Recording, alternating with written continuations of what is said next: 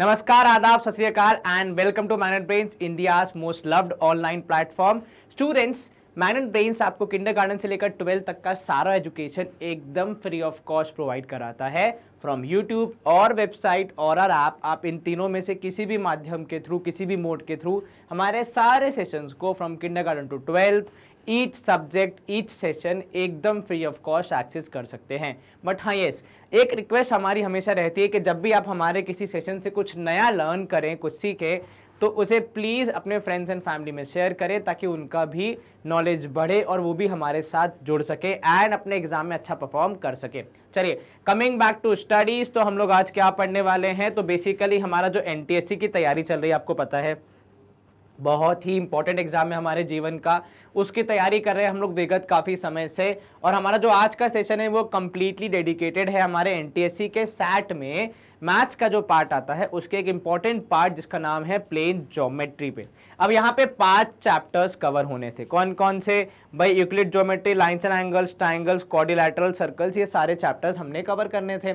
हमने इस सेशन में मतलब प्लान ज्योमेट्री के पहले सेशन में आपके लिए यूक्लिड ज्योमेट्री और लाइन्स एंड एंगल्स कवर कर दिया है as far as concepts are concern. ठीक है, क्वेश्चंस अभी हम आगे सॉल्व करेंगे आने वाले सेशंस में, पर पहले जो हम कॉन्सेप्ट रिव्यू की हमारी जो प्रथा चलती है वो हमने पहले ही कवर कर दिया है।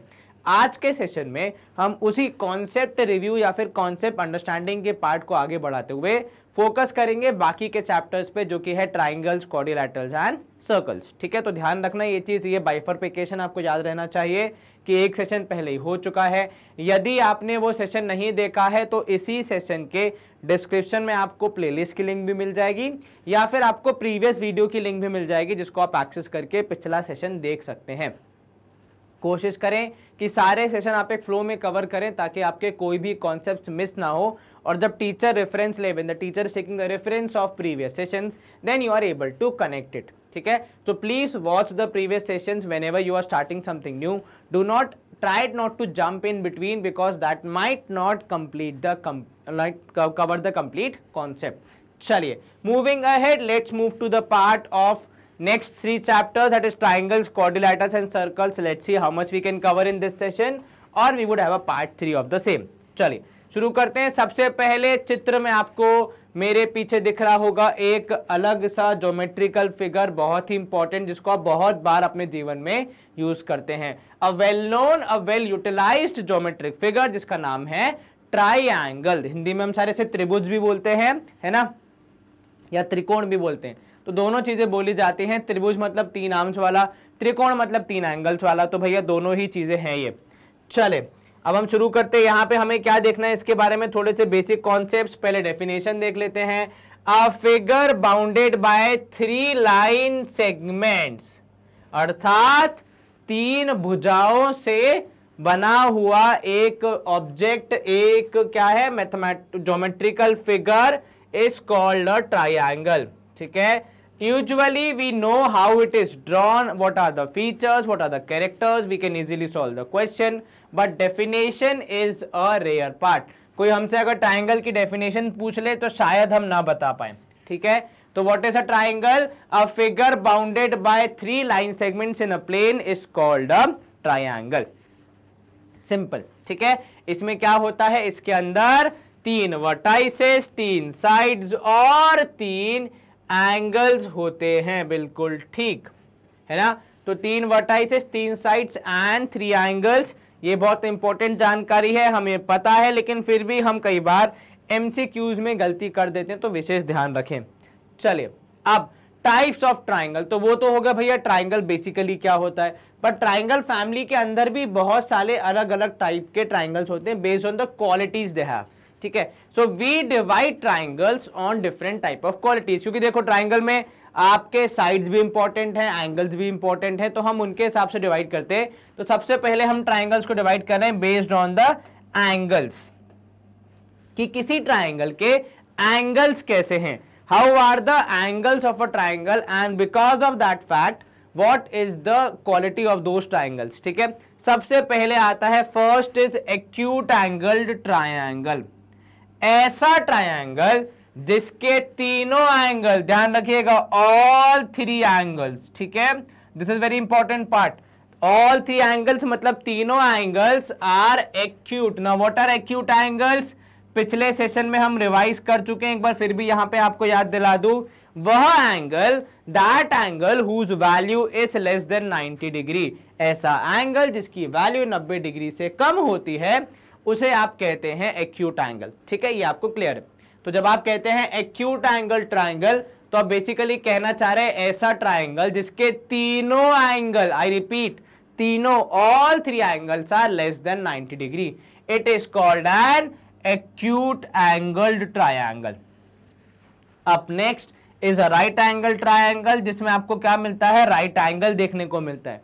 लेकिन पिछले वाले में ऑल थ्री था, यहां पे ओनली वन है, वन एंगल। ठीक है, अगर एक एंगल 90 हो गया, sir why only one, why not two? Because दूसरा 90 नहीं हो सकता। एक ट्राइंगल में एट मैक्स एक ही एंगल 90 हो सकता है, अगर आप दूसरा 90 कर देंगे तो वो ट्राइंगल बनेगा ही नहीं। ठीक है, तो in a triangle if one angle is exactly 90 degree, neither less nor more, न ज्यादा न कम, एकदम सटीक 90 के बराबर है, तब आप कहते हैं कि वो एक राइट एंगल्ड ट्रायंगल है। इस बात का विशेष ध्यान रखें। क्या बोला आपने राइट एंगल ट्रायंगल के बारे में? कि ऐसा ट्रायंगल जिसमें एक एंगल एग्जैक्टली 90 डिग्री के बराबर हो उसे आप कहते हैं right angle triangle. Now what is obtuse angle triangle? तो भैया ऑब्ट्यूज एंगल में क्या होगा? ऑब्ट्यूज एंगल में भी यही होता है कि वन एंगल, ठीक है, one angle is more than 90 degree, that is obtuse angle. ठीक है, then the triangle is called obtuse angle triangle. ध्यान रखना क्या क्या बोला हमने?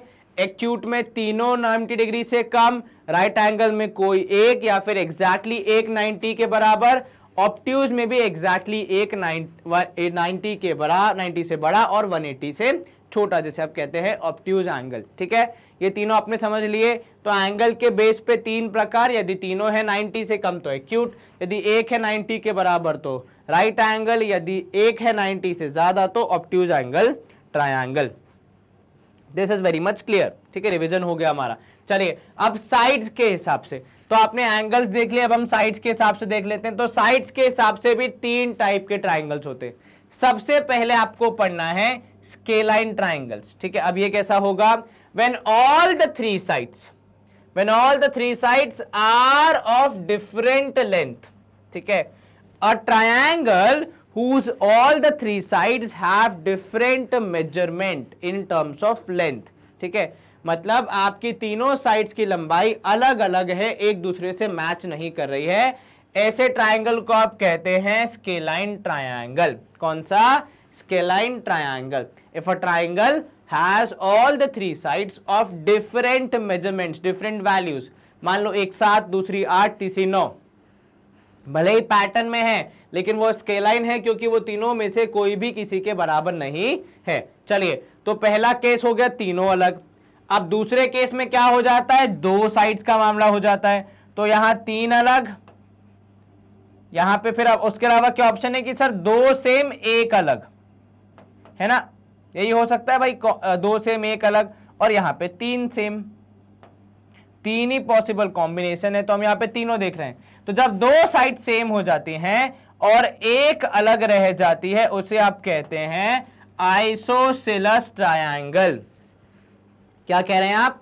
When two sides are equal in length and third one is not equal. ठीक है, two sides equal, third one not equal, that case is called an isosceles triangle। दो sides बराबर, तीसरी के बराबर नहीं, तो दो साइड्स आपस में बराबर हो गई लेकिन तीसरी वाली की अलग लंबाई चौड़ाई चल रही है, तो वो अलग कहलाएगी, उसको हम कहेंगे आइसोसेलेस ट्रायंगल। ठीक है, now two angles of isosceles triangle are also equal, ये आप पहले ही पढ़ चुके हैं कक्षा 10वीं, चैप्टर का नाम नहीं, कक्षा 9वीं माफ कीजिएगा, चैप्टर का नाम कॉन्ग्रुएंट ट्रायंगल, जिसमें आप पढ़ते हैं angles opposite to equal sides are equal. तीसरा केस जहां पे तीनों सेम हो जाते हैं, देखो तीन केस पढ़े आपने, पहला तीनों अलग, दूसरा दो सेम एक अलग, और तीसरा तीनों सेम एक भी अलग नहीं। ठीक है, उस केस में क्या होता है? उसे आप कहते हैं इक्विलैटरल ट्रायंगल, जिसमें सब कुछ एक दूसरे के बराबर होता है। एक ऐसा ट्रायंगल जिसमें things, all the things are equal to each other. भाई साइड्स एक दूसरे के बराबर तीनों, एंगल्स एक दूसरे के बराबर, ठीक है, तीनों एंगल्स। तो जब ऐसा कुछ होता है उसे आप क्या कहते हैं, इक्विलैटरल ट्राइंगल कहते हैं। क्या आपको ये समझ में आया? यस सर, कहीं कोई शंका मन में? नहीं सर। तो देखो एंगल के हिसाब से 3 प्रकार, एक्यूट, राइट और ऑब्ट्यूज। साइड्स के हिसाब से 3 प्रकार, कौन कौन से? स्केलाइन, आइसोसेलेस और इक्विलैटरल। हालांकि जहां तक मुझे ऐसा विश्वास है कि भैया इतना तो आपने पहले से पढ़ा होगा, लेकिन फिर भी एक क्विक रिवीजन बनता था, इसलिए हमने करवा दिया। चलिए आगे बढ़ते हैं, कुछ इंपॉर्टेंट प्रॉपर्टीज और देख लेते हैं। ट्राइंगल की कुछ प्रॉपर्टीज जो कि बहुत जरूरी है, बहुत काम आने वाली हैं पूरी ज्योमेट्री में। सर्वप्रथम, sum of 3 angles of a triangle always 180 degree के बराबर। चाहे आप धरती पे हो, चाहे आप मार्स में हो, चाहे आप प्लूटो पे हो, कहीं भी जाएंगे आप, ट्रायंगल के तीनों एंगल्स को जोड़ने पे टिच 180 डिग्री के बराबर आएगा, न हल्का सा इधर न हल्का सा उधर। ठीक है, इस बात का विशेष ध्यान रखें। जब भी आप कोई भी ट्रायंगल को देखते हैं, अगर आपको उसके 2 एंगल पता हैं, आप आसानी से तीसरा एंगल निकाल सकते हैं, ये सोच के कि भैया तीनों एंगल्स हमेशा 180 डिग्री के बराबर ही रहेंगे। Important concept which says that कि ऑलवेज कितना होगा, 180 डिग्री के बराबर। क्या? सम किसका? 3 एंगल्स का। देखिए यहां पे प्रूफ भी दिया गया है। अगर मैं आपको प्रूफ के माध्यम से समझाऊं तो सर्वप्रथम ये आपका ट्राइंगल है, इसमें ये एंगल 1, ये एंगल 2, ये एंगल 3। अब आपने क्या किया, आपने एक लाइन ड्रॉ कर दी which is parallel to the third side BC। तो यहां पे जो PQ है, तो PQ is parallel to BC। Now what does that give you? इससे आपको क्या प्राप्त होगा सर? क्योंकि PQ is parallel to BC, we can use the concept of alternate interior angles. क्योंकि लाइंस पैरेलल हैं, हम अल्टरनेट इंटीरियर एंगल्स का कॉन्सेप्ट यूज कर सकते हैं। उसके तहत ये जो एंगल 2 था, इसके बराबर ही इधर हो जाएगा एंगल 2, और ये जो एंगल 3 है, इसके बराबर ही हो जाएगा इधर पे एंगल 3। तो एंगल 2 के बराबर, एंगल 3 के बराबर। और 1, 2, 3 को यदि आप ऊपर गौर से देखें तो वो एक सीधी पट्टिका पे विचरण कर रहे हैं, रह रहे हैं या फिर घूम रहे हैं, उन्हें आप क्या कहेंगे? लीनियर पेयर कहेंगे। फिर से भले ही 3 एंगल हो, लेकिन लीनियर पेयर ही नाम होता है, लीनियर ट्रिपलेट नाम नहीं हो जाता उसका, है ना प्लीज, कि 3 एंगल तो नाम हो जाएगा ट्रिपलेट, ऐसा कोई नाम नहीं होता। इट्स अ लीनियर पेयर ही है ये। और इन तीनों को जोड़ने पे 180 आएगा। तो 1, 2, 3 यहां पे अगर 180 आ रहा है, तो 1, 2, 3 यहां पे भी 180 के बराबर ही आएगा, क्योंकि सेम ही एंगल है। चलिए, ये आपको थोड़ा सा हमने शॉर्ट में प्रूफ भी बता दिया। अगर आपको रिवाइज करना हो तो आशा है यहां पे रिवाइज हो गया होगा। अगला पार्ट देख लेते हैं, अगला प्रॉपर्टी देख लेते हैं। Sum of length of any 2 sides of a triangle, किन्हीं 2 साइड्स को जोड़ने पे, किन्हीं 2 साइड्स का सम करने पे क्या होता है? It is greater than the length of third side. तो आपने जब 2 साइड्स को जोड़ा, वो तीसरी साइड से बड़ा ही आएगा। सर ऐसा क्यों होगा? देखिए प्रभु, अब जब आप कह रहे हैं कि 2 साइड्स को जोड़ा जा रहा है, तो अगर जो वो तीसरी साइड से छोटा हो जाता है, तो फिर ट्राइंगल बनेगा कैसे?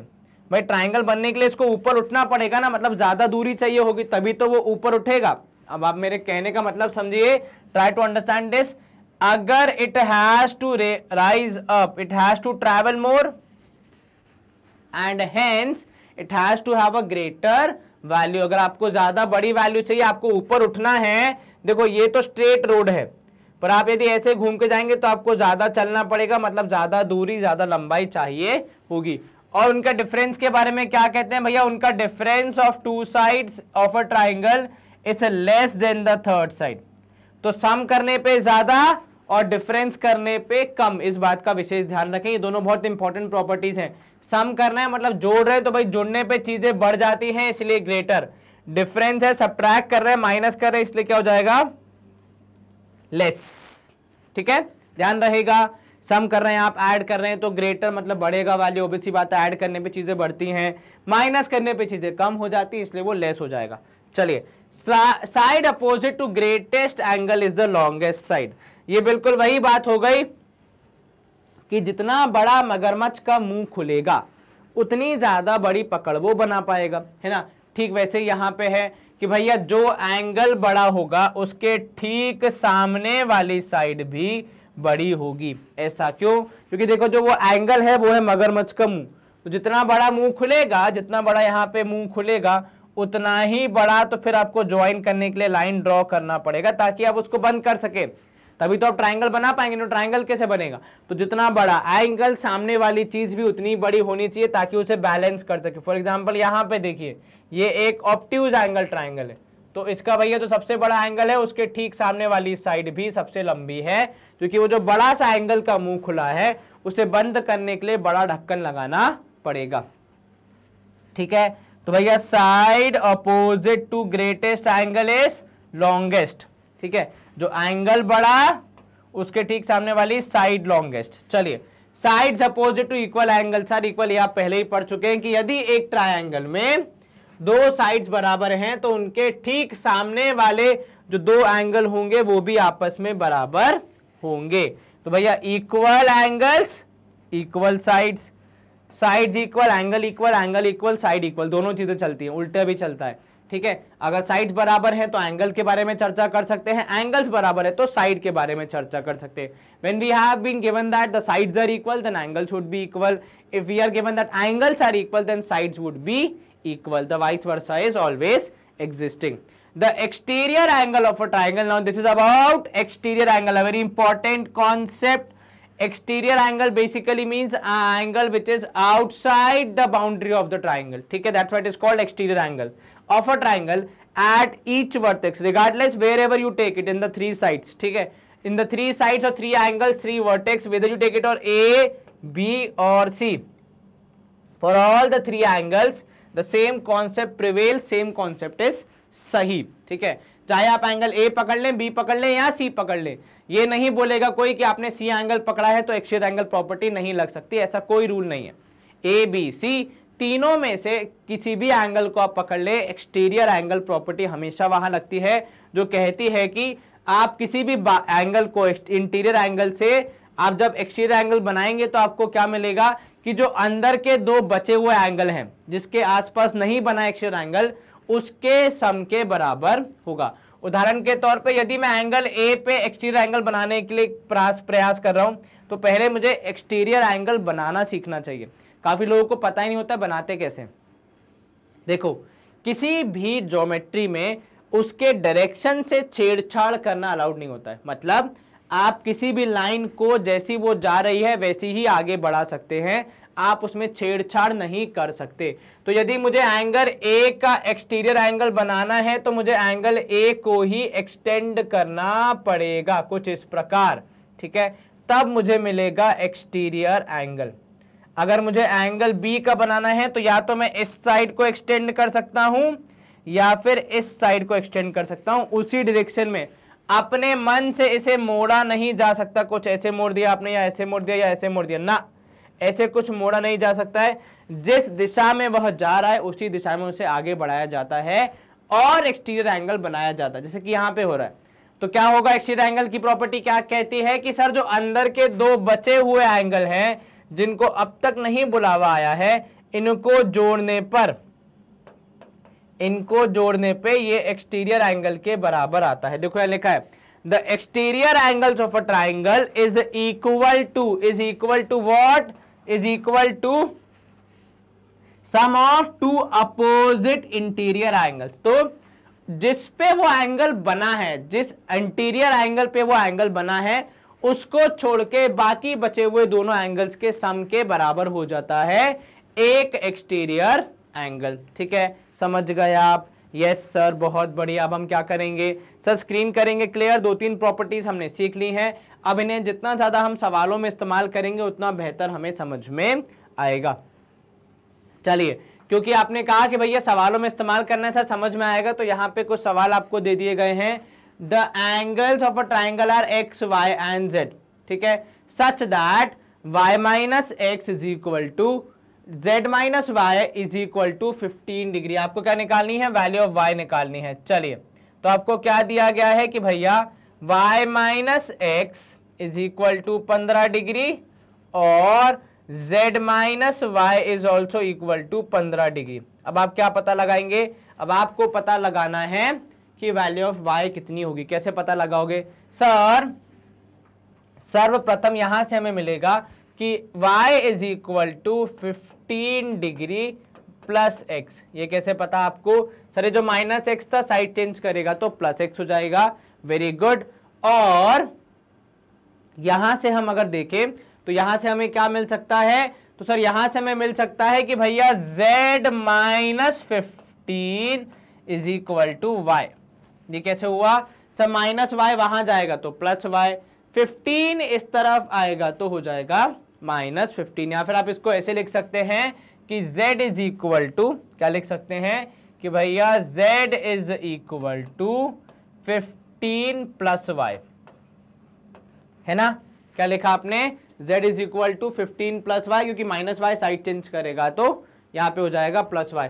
ऊपर वाले को भी यदि हम थोड़ा सा एडिट करें तो आपको मिलेगा कि भैया y minus 15 is equal to x. क्या बोला मैंने? y माइनस 15, क्योंकि 15 पॉजिटिव था साइड चेंज करेगा तो negative, minus x side change करेगा तो प्लस एक्स। ठीक है, अब यहां पे देखें, क्या मैं बोल सकता हूं कि x plus y plus z करने पे 180 डिग्री के बराबर आना चाहिए? सर किस लॉजिक के तहत? तो प्रभु इस लॉजिक का नाम है angle sum property of a triangle, क्योंकि ये तीनों एंगल जिनके बारे में हम चर्चा कर रहे हैं वो एक ट्रायंगल के एंगल्स हैं। ठीक है, तो चलिए x माइनस क्या था? x की जगह आ जाएगा सर y माइनस 15, क्योंकि x की वैल्यू हमें ज्ञात है, प्लस y, z की वैल्यू हो जाएगी 15 प्लस y, है ना? तो मैंने क्या किया है, हमने यहाँ पे दोनों ही जगहों पे जो भी x और y की वैल्यू थी हमारे पास वो सब लिख दी है। अब यहाँ पे ध्यान दें, सर्वप्रथम माइनस 15 प्लस 15 कैंसल, आपको मिलेगा 3y is equal to 180 degree, y की वैल्यू हो जाएगी 60 के बराबर। कितनी हो जाएगी y की वैल्यू? 60 के बराबर। कैसे किया आपने? सर सर्वप्रथम जो जानकारी दी गई थी, the information was given to us कि y minus z is equal to z minus y equal to 15। इनका यूज करते हुए हमने इक्वेशन को ट्राई किया कि 2-3 वेरिएबल की जगह एक ही वेरिएबल में आ जाए ताकि सॉल्व करने में आसानी हो। तो यहां से हमने x की वैल्यू निकाली, यहां से हमने z की वैल्यू निकाली, उसे हमने यहां एंगल सम प्रॉपर्टी करते हुए x और z की जगह पे रखा ताकि पूरी इक्वेशन y के फॉर्म में आ जाए। पूरी इक्वेशन y के फॉर्म में आ चुकी है तो y की वैल्यू आ गई 60 डिग्री के बराबर। कंप्यूटर जी एक बार जवाब वेरीफाई करेंगे, उनका जवाब भी है ऑप्शन सी 60। तो देखिए किस तरीके से हमने यहाँ पे एंगल सम प्रॉपर्टी का यूज करते हुए अपने जवाब को प्राप्त करने का प्रयास किया। लेकिन सवाल सीधे सीधे नहीं पूछा गया था कि x और z की वैल्यू पता है y की निकाल के बता दो ना, आपको ऐसे घुमा फिरा के ही चीजें दी जाएंगी जिन्हें आपने अच्छे से यूज करना है।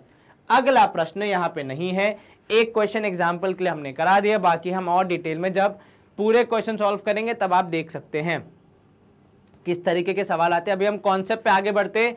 तो अगला जो कॉन्सेप्ट है हमारा वो है about congruent triangles. It is about congruent triangles. ठीक है ना, व्हाट आर कॉन्ग्रुएंट ट्रायंगल्स? देखिए कॉन्ग्रुएंट शब्द जो है वो एक और शब्द से मेल खाता है जिसका नाम है इक्वल। ठीक है, पर लेकिन दोनों शब्द कहां यूज होते हैं इस पे डिपेंड करता है। ठीक है, जो इक्वल शब्द है वो ज्यादातर एलजेब्रा में यूज होता है। ठीक है, कि भैया x equal to 4 y equal to this. ठीक है, और ज्योमेट्री के लिए स्पेसिफिकली कॉन्ग्रुएंट शब्द ज्यादा यूज किया जाता है कि भैया दोनों ट्राइंगल्स कॉन्ग्रुएंट हैं, दोनों सर्कल्स कॉन्ग्रुएंट हैं, दोनों एंगल्स कॉन्ग्रुएंट है। क्योंकि देखो इक्वल शब्द जो है वो वैल्यूज के साथ ज्यादा बेटर लगता है कि भैया 2 इज इक्वल टू 2 या फिर x इक्वल टू 7, तो वहां पे आपके साथ वैल्यूज के साथ खेल रहे हैं तो आपको अच्छा लगता है। पर जब आप कहते हैं कि भैया दो ट्राइंगल आर इक्वल, तो क्या इक्वल? क्या उनका एरिया इक्वल है? क्या उनके साइड्स का मेजरमेंट इक्वल है? क्या उनका एंगल इक्वल है ना? तो यहाँ पे क्लैरिटी नहीं मिलती है। पर whenever you have a specific word like congruent, तो आप स्पेसिफाई कर रहे हैं कि दोनों ट्राइंगल का या फिर दोनों ज्योमेट्रिक फिगर का सारा क्वालिटीज एक दूसरे के बराबर हैं। ठीक है, तो इक्वल वर्ड का बेटर ज्योमेट्रिक में यूज होने वाला वर्ड कौन सा है? कॉन्ग्रुएंट है, कुछ अलग नहीं है।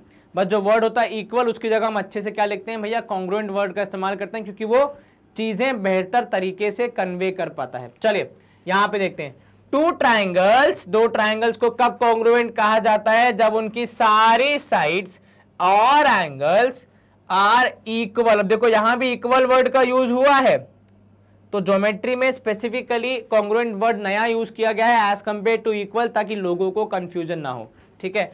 Are equal to sides and angles of another triangle, तो किसकी चर्चा हो रही है? दो ट्राइंगल की। क्या केवल ट्राइंगल्स की चर्चा हो रही है? नहीं सर, उनके एंगल्स, उनकी साइड्स, उनकी चर्चा हो रही है कि एंगल्स और साइड्स यदि दोनों ट्राइंगल में हूबहू बराबर हैं, मतलब ये नहीं कि एक ही ट्राइंगल की तीनों साइड्स आपस में बराबर, ना, वो तो इक्विलैटरल में हो जाता है। यहां पे जब आप कहते हैं साइड्स और एंगल्स बराबर हैं, तो दोनों ट्राइंगल्स की करस्पॉन्डिंग चीजें, भाई इसकी पहली साइड इसकी पहली साइड के बराबर, इसकी दूसरी साइड इसकी दूसरी साइड के बराबर, इसकी तीसरी साइड इसके तीसरी साइड के बराबर, ठीक है। आपस में बराबर हो ऐसा कोई रूल नहीं है, आपस में ऊपर नीचे हो सकते हैं, मतलब एक ही ट्राइंगल के अंदर, पर दूसरे ट्राइंगल से जब आप कंपेयर कर रहे हैं तो चीजें बराबर होनी चाहिए।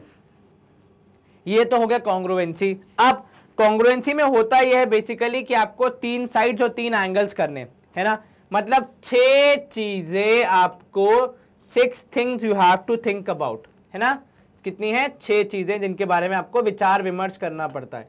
तो गणितज्ञ ने क्या देखा, जितने भी हमारे गणितज्ञ थे पुराने, कि भैया 6 में से आपको 6 की 6 प्रूव करने की जरूरत नहीं है, कुछ ऐसी हैं जो कि ऑटोमेटिकली सेटल हो जाती हैं और उन्हें प्रूव करने की आवश्यकता नहीं पड़नी चाहिए।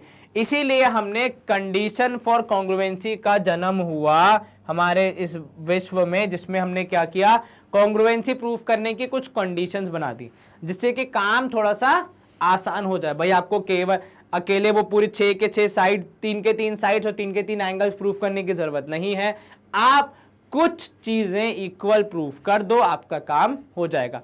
इसका एग्जाम्पल अगर मैं आपको दूं, तो कई बार क्या होता है, जैसे आपका एग्जाम होता है स्कूल में, आपने कोई टेस्ट पेपर लिखा, उसके नंबर आपको मिले, तो कई बार आप पूरा पेपर चेक नहीं करते हैं, आप केवल वह पार्ट चेक करते हैं जहां आपको लग रहा है कि मार्क्स कटे होने चाहिए। अच्छा, टीचर ने यहाँ 3 की जगह 2 नंबर दिए, तो भैया 1 नंबर किस बात के काट लिए गुरुदेव, होता है कि नहीं होता? भैया आपने मैथ्स का सवाल सॉल्व किया, टीचर ने आपको 4 की जगह 2 दे दिया है, आप चेक कर रहे हैं, अरे इसमें 2 क्यों दिया है, पूरा सवाल चेक करो। तो वो जो हमारा पैटर्न होता है कि हम केवल थोड़ा थोड़ा देख के समझ जाते हैं कि भैया बाकी चीजें लगभग सही होंगी, खाली यहाँ पे गलती हो सकती है, ठीक वैसे ही पूरा पूरा चेक करने की जगह केवल कुछ कुछ हिस्सों को चेक किया जाता है और उसी के बाद मान लिया जाता है कि यहाँ पे पूरी चीजें सही से कॉन्ग्रुएंट होंगी। तो इन्हें आप कहते हैं कंडीशन फॉर कॉन्ग्रुएंसी। कितनी है? 3-4 हैं, कुछ स्पेसिफिक हैं, कुछ हर जगह पे लग जाती हैं डिपेंडिंग ऑन द आपका जो भी ऑब्जेक्ट है। सर्वप्रथम आपको देखनी है साइड साइड साइड, जिसे शॉर्ट में एस भी कहा जाता है। क्या कह रहा है ये कि यदि एक ट्रायंगल की तीनों साइड्स क्या है, इक्वल हैं दूसरे ट्रायंगल की करस्पॉन्डिंग साइड से। देखो करस्पॉन्डिंग का क्या मतलब है, पहली से दूसरी, दूसरी से तीसरी, तीसरी से। कल को वरना लोग क्या बोल सकते हैं कि सर पहली वाली बाकी तीनों से मिल रही है, ना, दूसरे ट्रायंगल की तीनों से नहीं, पहली से दूसरी, दूसरी से तीसरी, तीसरी से। ठीक है, पूरी कहानी समझना अच्छे से। And then the two triangles are congruent. तो यदि पहले वाले की 3 साइड्स दूसरे वाले की 3 साइड्स के बराबर आ रही हैं, तब आप कहेंगे कि दोनों ट्राइंगल्स क्या हैं, कॉन्ग्रुएंट हैं। यहां पे देखो आपने क्या किया, 6 चीजें प्रूफ करनी थी, पर आपने कितनी करी हैं, केवल 3। और उन्हीं 3 के सहारे आप बोल देंगे कि भैया अब ये तीनों बराबर हैं, तो पक्का ट्राइंगल आपस में कॉन्ग्रुएंट होंगे। अगला है साइड एंगल साइड। इसमें क्या हो जाता है, इसमें हम अगर तीनों साइड्स की जानकारी नहीं है तब भी हम कॉन्ग्रुएंसी प्रूफ कर सकते हैं, बशर्ते हमें एंगल्स के बारे में कुछ जानकारी हो। तो यहां पे आप क्या बोलते हैं कि कोई भी 2 साइड्स दे दो, ठीक है, 2 sides and included angle. Now what do mean by included angle? देखो ट्राइंगल में होते 3 एंगल, तीनों में से कौन सा स्पेसिफिक, तो वो जो कि 2 साइड्स के बीच में आ रहा है। मतलब मान लीजिए आपका पहला ट्राइंगल है, ठीक है, और ये आपका दूसरा ट्राइंगल है। अब ये वाली साइड इसके बराबर, ये वाली साइड इसके बराबर, तो ये कॉन्ग्रुएंसी कहती है कि यही वाला एंगल होना चाहिए जो कि बराबर होगा। कल को आप बोले कि ये एंगल इसके बराबर है, तो वो नहीं चलेगा, वो कतई नहीं चलेगा। ऐसा कुछ होना जरूरी है कि 2 एंगल जो साइड्स आपने पकड़ी हैं उन्हीं के बीच का एंगल होना चाहिए, तब आप कहते हैं कि साइड एंगल साइड से चीजें हो गई कॉन्ग्रुएंट। ठीक है, चलिए यहां पे हम करेंगे स्क्रीन को क्लियर। 2 आपने देख लिए, अब हम आगे कंटिन्यू करेंगे नेक्स्ट कॉन्ग्रुएंसी क्राइटेरिया। चलिए up next is angle side angle congruency. ये भी काफी फेमस है, काफी ज्यादा यूज होती है। ये एक्चुअली साइड एंगल साइड की मौसी की बेटी है, मतलब एग्जैक्टली सेम है, बस उसमें थोड़ा सा रोल चेंज हो जाता है। यहाँ पे आप दो एंगल्स को कंसिडर करते हैं, कितने एंगल्स को, दो एंगल्स को कंसिडर करते हैं एंड एक साइड को कंसिडर करते हैं। व्हाट वाज एसएएस, दो साइड्स एंड बीच का एंगल। व्हाट इज एएसए, दो एंगल्स और बीच की साइड। ठीक है, इस बात का विशेष ध्यान रखें कि बीच की साइड हमेशा हो, वरना फिर मामला गड़बड़ हो सकता है। यदि आपने कहीं बाहरी साइड ले ली तो कॉन्ग्रुएंसी क्राइटेरिया भी चेंज हो जाता है और फिर रूल्स एंड रेगुलेशंस भी अलग हो जाते हैं। तो विशेष ध्यान रखें किस साइड को कंसिडर किया जा रहा है, कि कौन सा एंगल को देखा जा रहा है, जिसके हिसाब से आप अपना पूरा यहाँ पे सवाल या फिर कोई भी क्वेश्चन अप्रोच करेंगे। तो please make sure that you are using the correct side and the correct angles and then deciding the congruency. ठीक है, इस बात का ध्यान रखना हमेशा। दो एंगल इंक्लूडेड साइड मतलब बीच की साइड इज इक्वल टू दो एंगल्स या फिर इंक्लूडेड साइड। ठीक है, इसके अलावा जो अगली है वो है right angle hypotenuse and side, जिसका नाम है RHS। और ये नाम के साथ ही जो आपको पहला वर्ड दिख रहा है वो है राइट, मतलब यहां पे होगा राइट एंगल की चर्चा। ठीक है, अब राइट एंगल सारे ट्राइंगल्स में तो नहीं होता, it's a unique phenomena, it happens only in right angled triangles, ये आपको पता है। ठीक है, that is why RHS has a limited application, ये केवल सीमित कुछ ट्राइंगल्स में ही यूज होती है, जो कि विशेषकर होते हैं right angle triangle.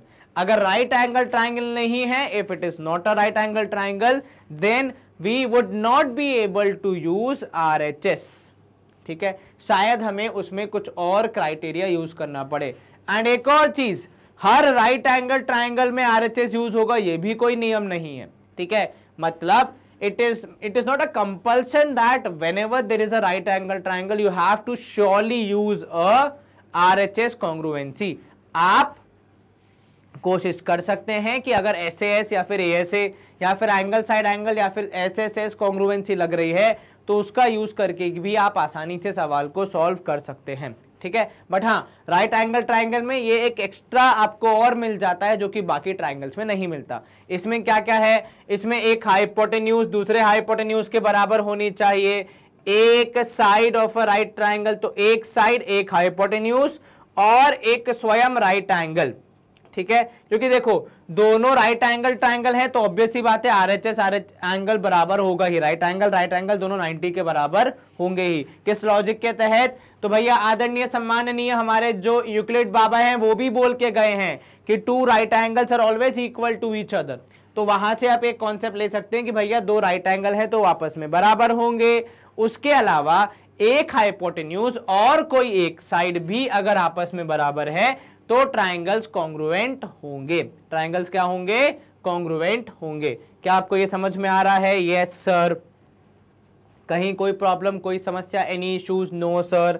Next part, अच्छा यहाँ पे देखो एक जो चीजें जो यहाँ पे मेंशन नहीं पर आपको फिर भी पता होनी चाहिए, एक होती है एंगल साइड, वो भी इंपॉर्टेंट कॉन्ग्रुएंसी है जो कि यहाँ पे लिखी हुई नहीं है पर वो भी आप उसको भी यूज कर सकते हैं। वो इसकी दूर की रिश्तेदार होती है एंगल साइड एंगल की। ठीक है, ध्यान रखिएगा। चलिए अब आते हैं हम ट्राइंगल्स के कुछ और इंपॉर्टेंट कॉन्सेप्ट पे, जिसमें सबसे इंपॉर्टेंट है मीडियन। ठीक है, तो ये कुछ ऐसे इंपॉर्टेंट कॉन्सेप्ट्स हैं जिनकी मदद से किसी भी सवाल की कॉम्प्लेक्सिटी को बढ़ाया जाता है। मतलब जब सवाल एग्जाम में आएगा तो मीडियन ड्रॉ करके, एंगल बाइसेक्टर ड्रॉ करके आपको कंफ्यूज करने का प्रयास किया जाता है, पर आपको यदि कॉन्सेप्ट अच्छे से याद है तो फिर समस्या नहीं आएगी। सबसे पहले हम बात करेंगे मीडियन की। The line segment joining a vertex of a triangle to mid point of the opposite side is called median. ठीक है, देखो मैं आपको अगर सामान्य भाषा में समझाऊं तो मीडियन जिस पे गिरता है उसके दो बराबर हिस्से कर देता है।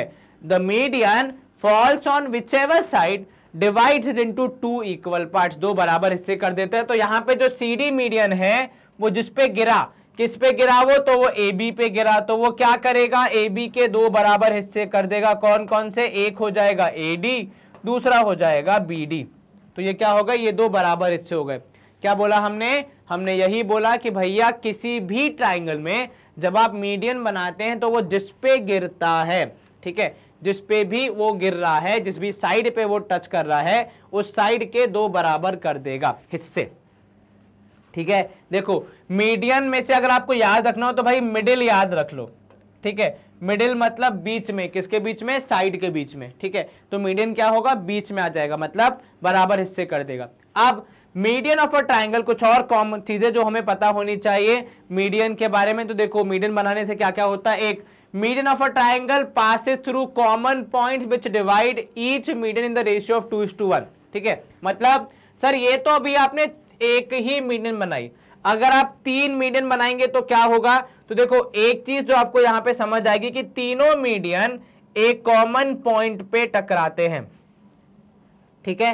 तीनों मीडियन एक कॉमन पॉइंट पे टकराते हैं कुछ इस प्रकार कि ये जो कॉमन पॉइंट है ना, ठीक है, ये मीडियन को ऑब्वियस सी बात है डिवाइड भी करेगा, पर डिवीजन का रेशियो क्या होगा, 2:1 का रेशियो होगा।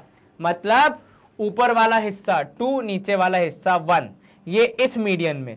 अगर आप इस मीडियन की चर्चा करें तो ये हिस्सा 2, ये हिस्सा 1, आप इसकी चर्चा करें तो ये हिस्सा 2, ये हिस्सा 1, ठीक है। क्या बोला आपने, हमने बोला कि अगर मैं आपको दोबारा समझाऊं तो एक ट्रायंगल में जब आप तीनों मीडियन बनाते हैं, ठीक है, तो वो तीनों मीडियन हमेशा एक कॉमन पॉइंट पे मिलेंगी। ये आपको एक स्पेशल चीज पता होनी चाहिए कि तीनों मीडियन किस में मिलेंगी, एक कॉमन पॉइंट पे। अच्छा ये कॉमन पॉइंट क्या करेगा, तो सर ये जो कॉमन पॉइंट है ये मीडियंस को एक विशेष तरीके से बांटता है, कुछ इस प्रकार कि उस पॉइंट के ऊपर वाला हिस्सा 2, नीचे वाला हिस्सा 1, मतलब जो बड़ा हिस्सा है वो 2 का रेशियो होगा और नीचे वाले का रेशियो 1 होगा। एमसीक्यूज में कई बार इस पे बेस्ड सीधा सीधा सवाल आ जाता है, ठीक है। तो इस बात को विशेष ध्यान रखें, जब आप तीनों मीडियन बनाएंगे उसके बाद होता है ये, if 2 medians of a triangle are equal then the triangle is isosceles. अगर किसी ट्राइंगल की 2 मीडियन बराबर हो जाती हैं, 2 मीडियन क्या हो जाती हैं, बराबर हो जाती हैं, तो आप कहते हैं कि वो एक आइसोसेलेस ट्राइंगल है। फिर से देखो तीनों मीडियन बना लिया आपने, सबसे पहले आपने क्या सीखा, एक मीडियन बनाना सीखा। वो क्या करता है, तो भैया वो सामने वाली जो साइड होती है उसके मिड पॉइंट को टच करता है, मतलब 2 बराबर हिस्से कर देता है। तो यहां पे अगर कोई कहेगा तो आप क्या कह सकते हो, एक तो ये कि CD इज मीडियन, दूसरा आप ये भी कह सकते हो कि D is mid point of AB। What is D? D is mid point of AB, ठीक है, ये विशेष ध्यान रखें। अब यहां पे फिर आपने अगर तीनों मीडियन बना दी तो क्या होगा, तो when you draw all the 3 median, जब आप तीनों मीडियन बनाएंगे तो वे कॉमन पॉइंट पे एक दूसरे को क्रॉस करेंगे। They would have a common point जहां पे एक दूसरे को क्रॉस करेंगे। उस कॉमन पॉइंट पे, ठीक है, उस कॉमन पॉइंट पे जो मीडियन है वो बढ़ जाएगी, ऑब्वियस सी बात है, वो कॉमन पॉइंट है, पॉइंट ऑफ इंटरसेक्शन है। तो उससे आपको क्या जानकारी मिलेगी कि जो कॉमन पॉइंट है सर उसकी वजह से एक बड़ा हिस्सा मिलेगा और एक छोटा हिस्सा मिलेगा, और इस बड़े और छोटे हिस्से का रेशियो क्या होगा, 2:1 का रेशियो होगा सदैव, ठीक है। अब अगर किसी ट्रायंगल की 2 मीडियन एक दूसरे के बराबर हो जाती हैं, मतलब मीडियन की लंबाई एक दूसरे के बराबर हो जाती है, तो आप गारंटी से बोल सकते हैं कि वो ट्रायंगल कैसा है, आइसोसेलेस है। सर यदि तीनों बराबर हो जाएं, तो जहां तक मुझे पता है यदि तीनों एक दूसरे के बराबर हो जाएं तो वो शायद इक्विलैटरल ट्रायंगल होता है, ठीक है। एक बार चेक जरूर करना, मुझे बताना कि ये बात मैंने ठीक बोली कि नहीं। चलिए आगे बढ़ जाते हैं, अब हम पढ़ने वाले एल्टीट्यूड। अब देखो मीडियन और एल्टीट्यूड में फर्क होता है, विशेष ध्यान रखें, दोनों को सेम चीज न माने, ठीक है। A line segment from a vertex which is perpendicular to the opposite side of a triangle is called altitude.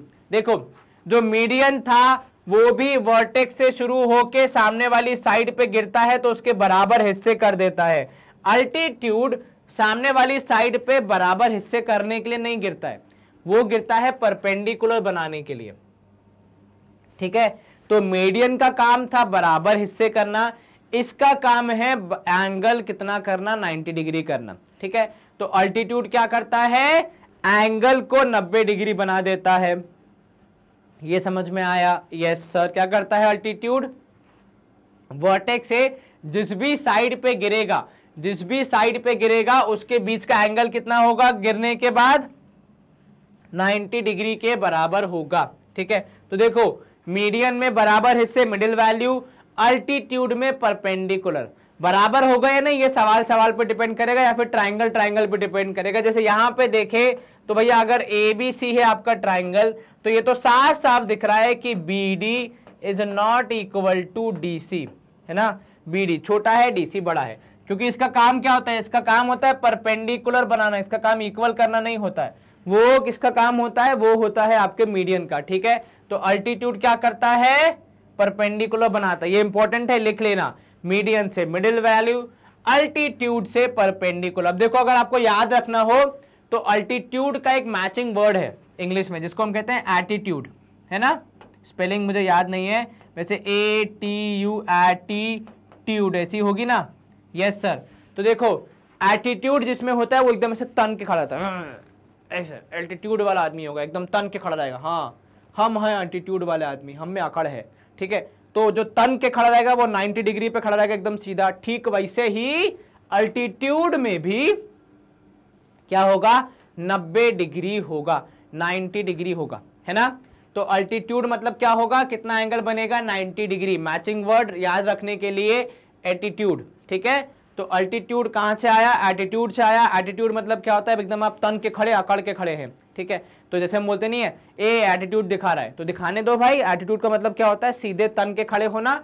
तो 90 डिग्री मतलब वहां पे भी तन के एकदम खड़ा होगा, 90 डिग्री का एंगल बनेगा। ठीक है, चलिए यहाँ पे स्क्रीन क्लियर और हम मूव करेंगे अगले पार्ट की ओर।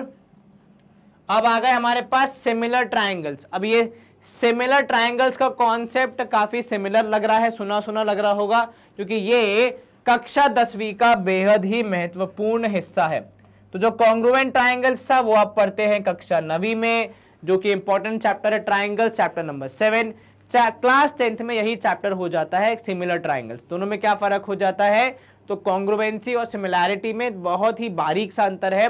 कई बार लोग इसको समझने में थोड़ी सी गलती कर देते हैं। अगर मैं आपको एग्जाम्पल से समझाऊं, मतलब यहाँ पे 2 मिनट पढ़ाई छोड़कर अगर मैं एग्जाम्पल से समझाऊं, तो मान लीजिए आप गए मॉल में शॉपिंग करने। ठीक है, आपने वहां पे क्या देखी, टी शर्ट्स देखी, है ना। अब आपने टी शर्ट देखी तो आपको मिली कितनी टी शर्ट, एक टी शर्ट मिली आपको, है ना, मान लो, जो कि बहुत अच्छी है।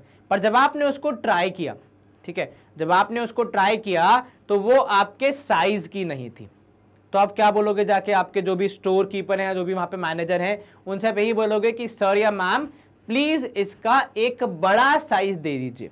ठीक है, तो वह व्यक्ति आपकी उस टी शर्ट को देखेगा और हूबहू वैसी ही T shirt, same colour, same pattern, same texture, everything same, only a different size लेके आएगा।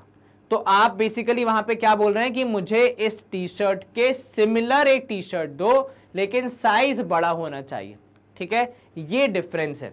सिमिलर का मतलब होता है जब आपकी चीजें एग्जैक्टली सेम है लेकिन साइज अलग अलग है। कॉन्ग्रुएंसी में क्या हो जाता है कि मान लीजिए आपने एक टी शर्ट पसंद की, उसको आपने पहना, आपके साइज के हिसाब से वो परफेक्ट है, और आपको लग रहा है कि ऐसी सेम टी शर्ट मुझे मेरे दोस्त के लिए भी लेनी है, हम दोनों साथ में पहनेंगे। ठीक है, बड़े ही अच्छे चड़ी बड़ी हैं आप लोग, ठीक है, बहुत प्यारी दोस्ती है। तो अब आपने क्या किया, बोला कि मुझे एग्जैक्टली सेम पीस चाहिए। तब आप क्या बोल रहे हैं, आपको कॉन्ग्रुएंट चीज चाहिए। जब सेम चीज चाहिए एग्जैक्टली तो आप कहते हैं कॉन्ग्रुएंट, जब अलग अलग साइज चाहिए तो आप कहते हैं सिमिलर। ठीक है, तो आप जाके इजीली आप मॉल में जाके बोल सकते हैं कि sir give me a similar T shirt that is a bigger size. ठीक है, but when you say you are wanting congruent T shirt, तो आप क्या बोल रहे हैं, एग्जैक्टली सेम चाहिए, pattern same, colour same, size भी सेम। तो सिमिलैरिटी और कॉन्ग्रुएंसी में क्या हो जाता है, कॉन्ग्रुएंसी में सब कुछ सेम हो जाता है, सिमिलैरिटी में खाली साइज ऊपर नीचे होता है, बड़ा छोटा होता है। ठीक है, ये आपको विशेष ध्यान रखना है। चलिए, तो भाई सिमिलैरिटी में आप क्या पढ़ते हैं, सिमिलैरिटी में आप ट्राइंगल्स पढ़ते हैं। देखो यहाँ पे लिखा हुआ है, two triangles are said to be similar. ठीक है, ट्राइंगल सिमिलर कब होते हैं, when they are alike in shape, जब उनका शेप एग्जैक्टली एक जैसा हो। ठीक है, the corresponding angles of two similar triangles are equal but the corresponding sides are not only proportional and are only proportional not equal. देखो अब similarity के लिए आपको क्या करना पड़ता है, ऑब्वियस सी बात है, ट्राइंगल्स के एंगल्स और साइड्स को कंपेयर करना पड़ेगा। तो जो एंगल्स होते हैं वो तो बराबर ही होंगे, क्योंकि ट्राइंगल का शेप कैसा होगा, उसका स्ट्रक्चर कैसा होगा, ये एंगल्स पे ज्यादा डिपेंड करता है। भाई एंगल ज्यादा बड़े होंगे तो वैसा चौड़ा हो जाएगा, एंगल छोटे होंगे तो वो छोटा हो जाएगा, है ना। तो एंगल्स बराबर होने चाहिए ताकि स्ट्रक्चर सेम रहे। हाँ, अगर आप साइड्स की बात करें तो साइड्स कैसी होनी चाहिए, प्रोपोर्शनल, मतलब बड़ी या छोटी, इक्वल नहीं होंगी तो चलेगा, ठीक है, क्योंकि एंगल्स उसको स्ट्रक्चर देते हैं कि कहां कितना कैसे मुड़ना है, और साइड्स उसको बड़ा छोटा करते हैं, ठीक है। एग्जाम्पल के तौर पे अगर मैं आपको बताऊं तो देखो ये एक ट्राइंगल है छोटू सा, ठीक है, इसके एंगल्स, और मान लीजिए आपने बड़ा सा बना दिया मैंने यहाँ पे, इसके एंगल्स हो सकता है लगभग बराबर हों लेकिन साइज अलग अलग है। तो ये जो स्ट्रक्चर है जो दिया है मैंने ट्राइंगल को, वो किसकी वजह से मिला है, एंगल्स की वजह से मिला है। साइड्स तो बड़ी छोटी हो सकती है, ठीक है, इसलिए साइड्स के बारे में आपको क्या बोला जाता है कि साइड्स प्रोपोर्शनल होनी चाहिए, इक्वल नहीं होंगी तो चलेगा, ठीक है। अब जैसे कॉन्ग्रुएंसी की कुछ क्राइटेरिया थी, कुछ कंडीशन थी, वैसे ही सिमिलैरिटी की भी कुछ कंडीशन है जो कि आपको हमेशा ध्यान होनी चाहिए, ठीक है सर। लेकिन एनटीएससी तो एक एमसीक्यू पेपर है, वहां पे क्या चीजों को सिमिलर प्रूफ करने को कहा जाएगा, नॉट एग्जैक्टली, पर हाँ वहां से कुछ थ्योरी क्वेश्चन जरूर बन सकता है, और आपके अगर कॉन्सेप्ट क्लियर नहीं होंगे तो फिर दिक्कत हो जाएगी।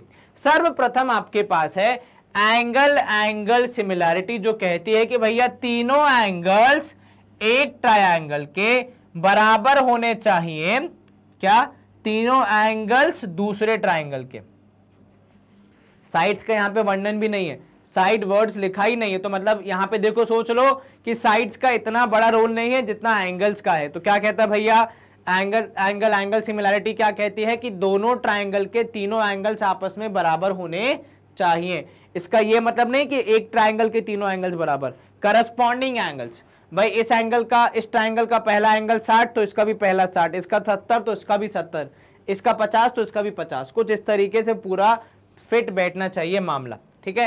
Now two sides of one triangle are proportional to the other and the included angle. अब देखो यहाँ पे साइड्स को थोड़ा दिया गया है, साइड्स के बारे में क्या बोला है कि यदि दो साइड्स हैं और वो क्या है, प्रोपोर्शनल है, मतलब सेम रेशियो में है, और एक इंक्लूडेड एंगल इक्वल है, ठीक है।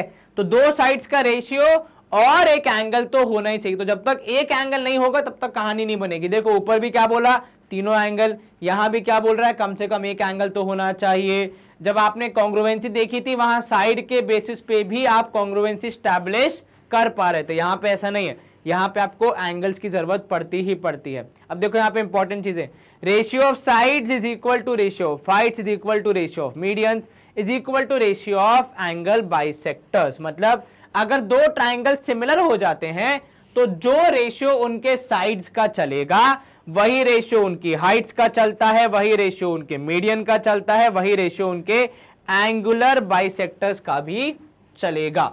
अब एग्जांपल के तौर पे यदि आप कहते हैं कि आपका परिवार किसी दूसरे परिवार का फैमिली फ्रेंड है, तो उसका क्या तात्पर्य है कि आपके पिताजी उनके पिताजी के मित्र हैं, आपकी माताजी उनकी माताजी की मित्र हैं, आप उस घर में रहने वाले बच्चे के मित्र हैं। तो ये करस्पॉन्डिंग हो गया ना। तो जब आप कह रहे हैं कि भैया यहाँ पे सिमिलैरिटी है तो सब चीजों में सिमिलैरिटी आएगी।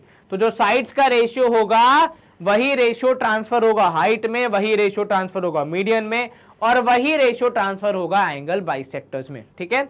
तो जो रेशियो चल रहा है उसी को आगे बढ़ाएंगे, उसमें कुछ हिलेगा नहीं। और हाँ, यदि हम एरिया के रेशियो की बात करें तो वो क्या हो जाता है, तो वो स्क्वायर हो जाता है साइड्स के रेशियो का, ठीक है।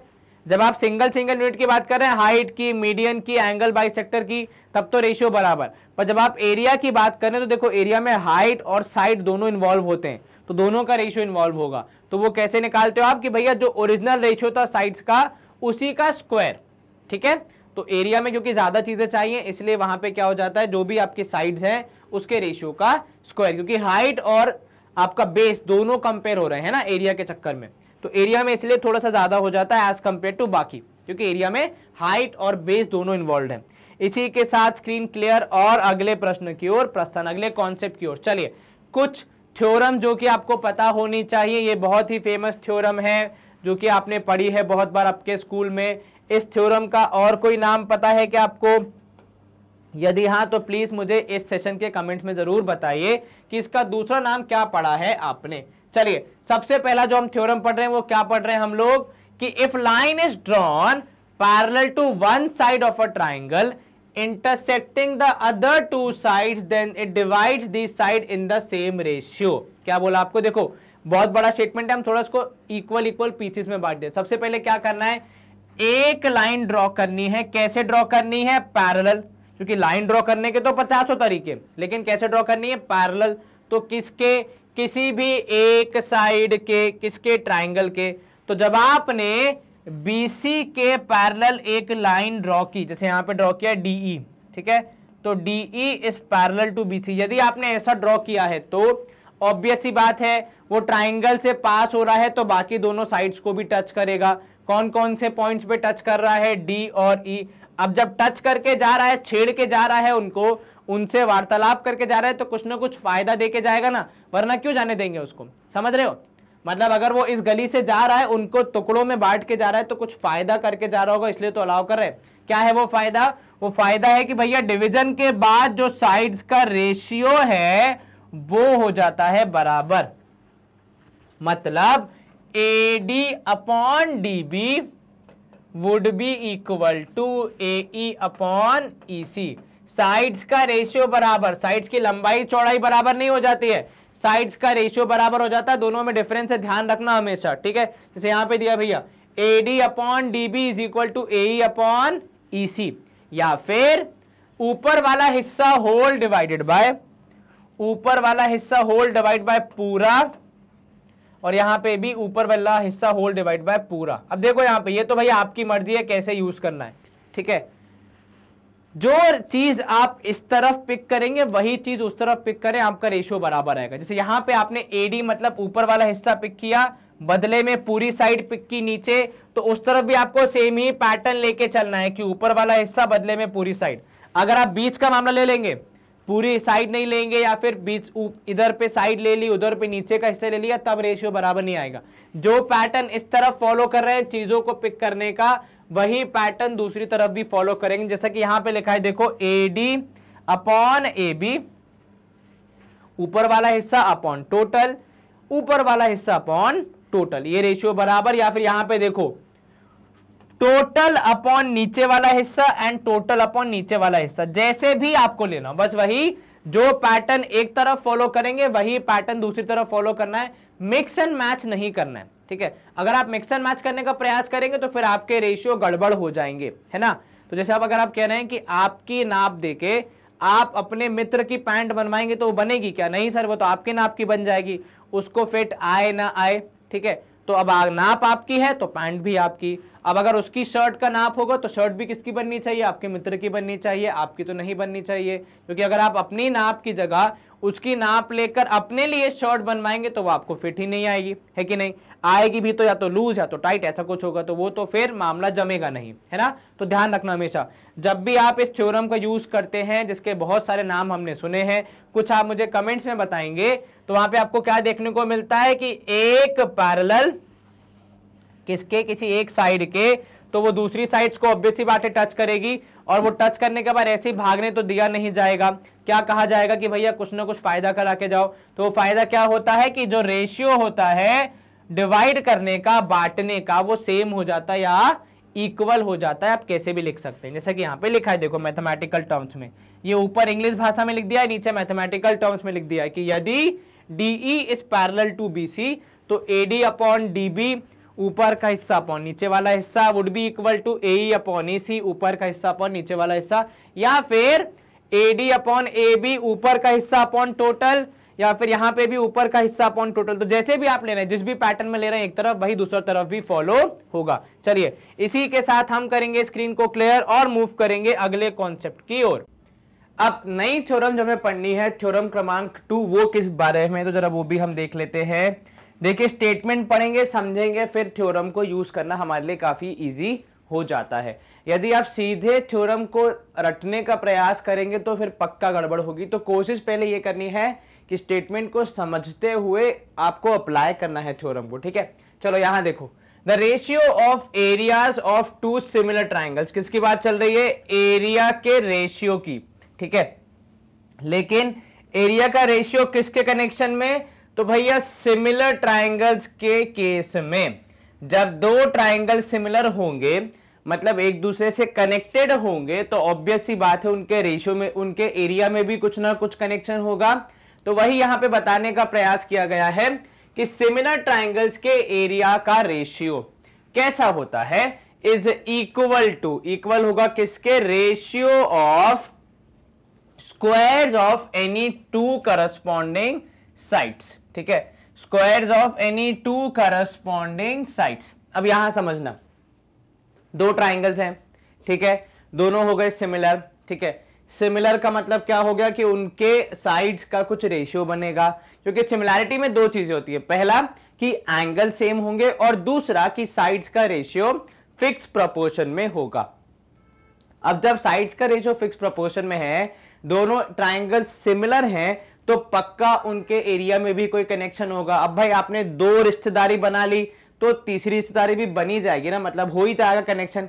तो कनेक्शन होगा क्या यहां पे, तो कनेक्शन ऐसा है कि यदि दो ट्राइंगल सिमिलर हैं तो उनके एरिया का रेशियो, ठीक है, उनके एरिया का रेशियो जो भी साइड्स का रेशियो है उसके स्क्वायर के बराबर होगा।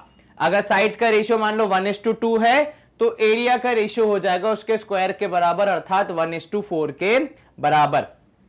यदि साइड्स का रेशियो है मान लो 1:3 तो क्या हो जाएगा एरिया का रेशियो, सर 1 का स्क्वायर 1, 3 का स्क्वायर 9, तो एरिया का रेशियो 1:9 हो जाएगा। क्या आपको यह समझ में आया? आसान है ये थ्योरम, काफी एप्लीकेशन बेस्ड है, इस पे काफी सारे एमसीक्यूज बन जाते हैं कि आपको मान लीजिए कभी एरिया दे दिया तो साइड्स का रेशियो निकालना है, साइड्स दे दी तो एरिया का रेशियो निकालना है। इस तरीके से क्वेश्चन बन सकता है आसानी से, चाहे एनटीएससी हो चाहे स्कूल एग्जामिनेशन हो, तो जरा ध्यान रखिएगा इस चीज का, ठीक है। चले, ये तो आसान था। अगली थ्योरम अब हम देख लेते हैं। नेक्स्ट थ्योरम इज, देखो अब यहां पे क्या बोल रहा है, area of two similar triangles. फिर से यहां पे किसकी बात चल रही है, एरिया की बात चल रही है, किसके, सिमिलर ट्राइंगल्स के, ठीक है, उनका भी रेशियो। तो जो एरिया है, एरिया ऑफ क्या कहते हैं उसको, सिमिलर ट्राइंगल्स का रेशियो जो है उसको एक्सप्रेस करने का एक और तरीका मिल गया। एक तो मिल गया साइड्स वाला, दूसरा यहां पे दिख रहा है आपको स्क्वायर्स ऑफ द अल्टीट्यूड, ठीक है। तो ये दो आपको मेथड मिल जाते हैं कि यदि दो ट्राइंगल सिमिलर हैं तो उनके एरिया का रेशियो कैसे निकाला जा सकता है। तो भाई दो तरीके हैं, पहला अगर आपको साइड्स का रेशियो पता है तो उसका स्क्वायर कर दीजिए, दूसरा अगर आपको साइड्स का रेशियो नहीं पता बट आपको हाइट का रेशियो पता है तो आप हाइट का रेशियो भी लेके स्क्वायर कर सकते हैं। इसके पीछे की कहानी कुछ यूं समझिए कि हमने जब सिमिलैरिटी पढ़ना स्टार्ट किया था इसी सेशन में थोड़ी देर पहले, तब हमने वहां लिखा था कि जो साइड्स का रेशियो होगा वही हाइट का रेशियो, वही मीडियन का रेशियो, वही अल्टीट्यूड का रेशियो, वही एंगल बाइसेक्टर का रेशियो। तो मतलब जो हाइट का रेशियो है वही साइड्स का रेशियो है। तो हाइट्स का रेशियो यूज करो या फिर साइड्स का रेशियो यूज करो, अल्टीट्यूड का रेशियो यूज करो या फिर साइड का रेशियो यूज करो, आपका जवाब सेम ही आएगा क्योंकि साइड और अल्टीट्यूड का रेशियो बराबर ही है। चले, यहां पे आपको मिलेगा AD square divide by PS square, that is दोनों ट्राइंगल का एरिया आपको मिल गया, उनका रेशियो स्क्रीन करेंगे हम। क्लियर? तो तीन थ्योरम हमारी रेडी हो गई हैं और ये काफी एमसीक्यू में पारंगत या फिर कह सकते हैं कि एमसीक्यू में काफी बार यूज होने वाली थ्योरम्स है, तो विशेष ध्यान रखिएगा इनका, है ना।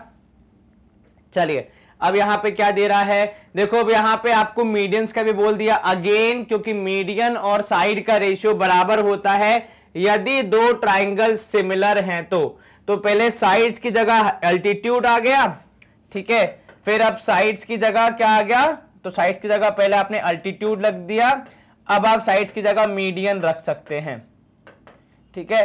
तो कभी अगर एग्जाम में ऐसा हो जाए कि आपको मीडियन दे दिया जाए और मीडियन का रेशियो दे दिया जाए और आपसे बोला जाए कि एरिया का रेशियो बताओ, तो घबराने की जरूरत नहीं कि हमें तो साइड पता ही नहीं है, रेशियो कैसे निकालेंगे। अरे भैया मीडियन दिया है तो मीडियन का रेशियो यूज कर लो ना, क्या दिक्कत है, ठीक है।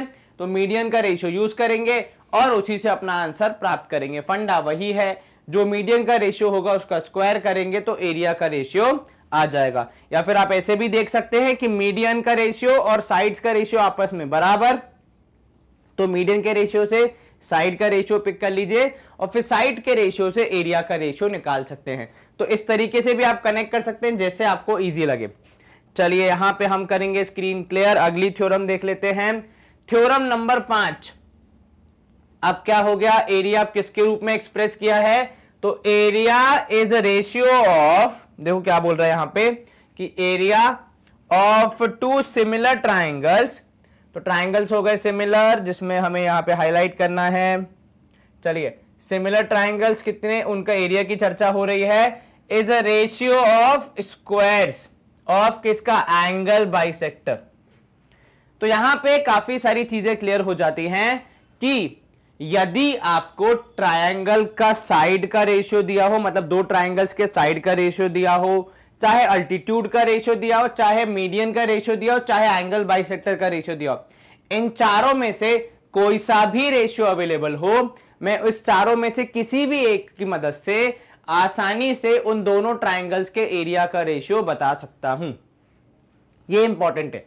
तो जो पिछली 4-5 थ्योरम आपने देखी है उसमें सबसे इंपॉर्टेंट चीज यही है कि किस तरीके से आप दो सिमिलर ट्रायंगल्स के रेशियो, एरिया का रेशियो बता सकते हैं यूजिंग ईदर साइड्स और अल्टीट्यूड और मीडियन और एंगल बाइसेक्टर। चारों में से कुछ भी यूज कर लो, फंडा वही रहेगा कि भैया जो एरिया का रेशियो होगा वो इनमें से किसी भी एक के रेशियो का स्क्वायर होगा, क्योंकि ये सारे रेशियो बराबर ही होते हैं। जो साइड्स का रेशियो होता है वही मीडियन का, वही अल्टीट्यूड का, वही एंगल बाइसेक्टर का। ठीक है, तो जब वैल्यूज बराबर है तो किसी का भी स्क्वायर ले लो, बात आंसर वही आएगा। बहुत बढ़िया यहां पे। और ये सारी थ्योरम बहुत इंपॉर्टेंट है क्योंकि एग्जाम में इन पे बेस एमसीक्यू आ सकते हैं। और यदि हमें क्लिक नहीं हुआ कि एंगल बाइसेक्टर, मीडियन, अल्टीट्यूड का रेशियो, हाइट के रेशियो या फिर एरिया का रेशियो जो होता है वो कैसे कनेक्टेड है, तो फिर हम पक्का उस सवाल को छोड़ देंगे या तो फिर कुछ गलती कर देंगे। चलिए स्क्रीन क्लियर, नेक्स्ट पार्ट देख लेते हैं। थ्योरम नंबर 6 क्या बोल रहा है यहां पे, if area of two similar triangles are equal then the two triangles are congruent. अब ये बहुत इंपॉर्टेंट हो जाता है। ठीक है, क्या बोल रहा है यहां पे कि एरिया ऑफ सिमिलर ट्राइंगल्स, यहां पे चर्चा हो रही है कि सिमिलर ट्राइंगल्स का एरिया यदि इक्वल है तो जो तो ट्राइंगल्स होंगे वो कॉन्ग्रुएंट हो जाएंगे। देखो एरिया इक्वल होने का सिंपल मीनिंग क्या होता है कि उनका क्षेत्रफल बराबर है। ठीक है, अब आप खुद सोचिए, दो चीजें, दो ऑब्जेक्ट्स, दो ट्राइंगल जिनका क्षेत्रफल हूबहू बराबर है और वो कॉन्ग्रुएंट है और वो सिमिलर है, अर्थात उनका क्षेत्रफल भी बराबर है और उनका स्ट्रक्चर भी सेम है। अगर ये दोनों ही फैक्टर्स हो रहे हैं तो ऑब्वियस सी बात है वो एक दूसरे के एग्जैक्ट कॉपी होंगे, है ना। क्योंकि ऑब्वियस सी बात है अगर थोड़ा सा भी उनमें 19-20 होता, बड़ा छोटा होता तो एरिया बराबर नहीं आता ना, चांस ही नहीं है। अगर उनके साइड्स का कुछ भी रेशियो होता, 1:2, 1:3, 1:4, कोई भी रेशियो होता तो ऑब्वियस सी बात है एरिया बराबर नहीं आता।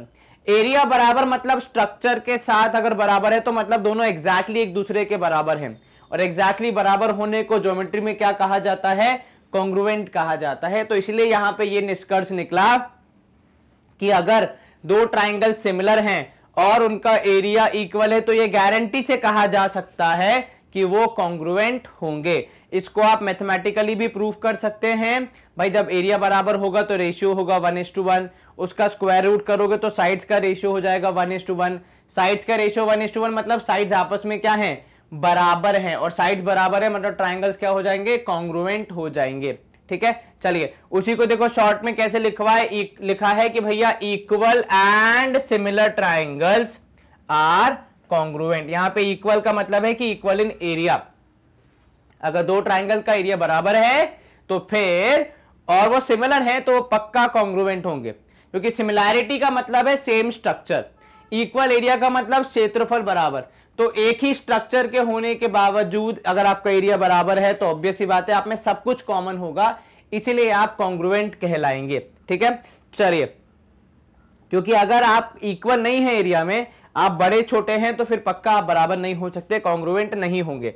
आगे बढ़ते हैं, थ्योरम नंबर 7 क्या बोलती है हमसे। थ्योरम नंबर 7 का देखो ये नाम दिया हुआ है, क्या नाम है इसका, मिड पॉइंट थ्योरम। क्या नाम है, मिड पॉइंट थ्योरम। ये कक्षा 9वीं में भी आपको पढ़ाई जाती है, चैप्टर का नाम क्वाड्रिलैटरल्स, वहां पे आपको काफी डिटेल में समझाया जाता है what is mid point theorem. और यहां भी हम लोग देख लेते हैं। तो हमने जो थ्योरम 1 पढ़ी है आपको याद है, जिसमें हमने ये पढ़ा कि अगर एक हम लाइन ड्रॉ कर रहे हैं जो कि तीसरी साइड के परपेंडिकुलर है, तो वो ऊपर की दो साइड्स को एक इक्वल रेशियो में बांट देता है। ये पढ़ा है आपने। ये है उसी का एक एक्सटेंडेड वर्जन, जहां पे हम कुछ स्पेसिफिक रूल्स यूज करते हैं। जैसे यहां पे आपको विशेषकर दिया गया है कि मिड पॉइंट थ्योरम है, ठीक है।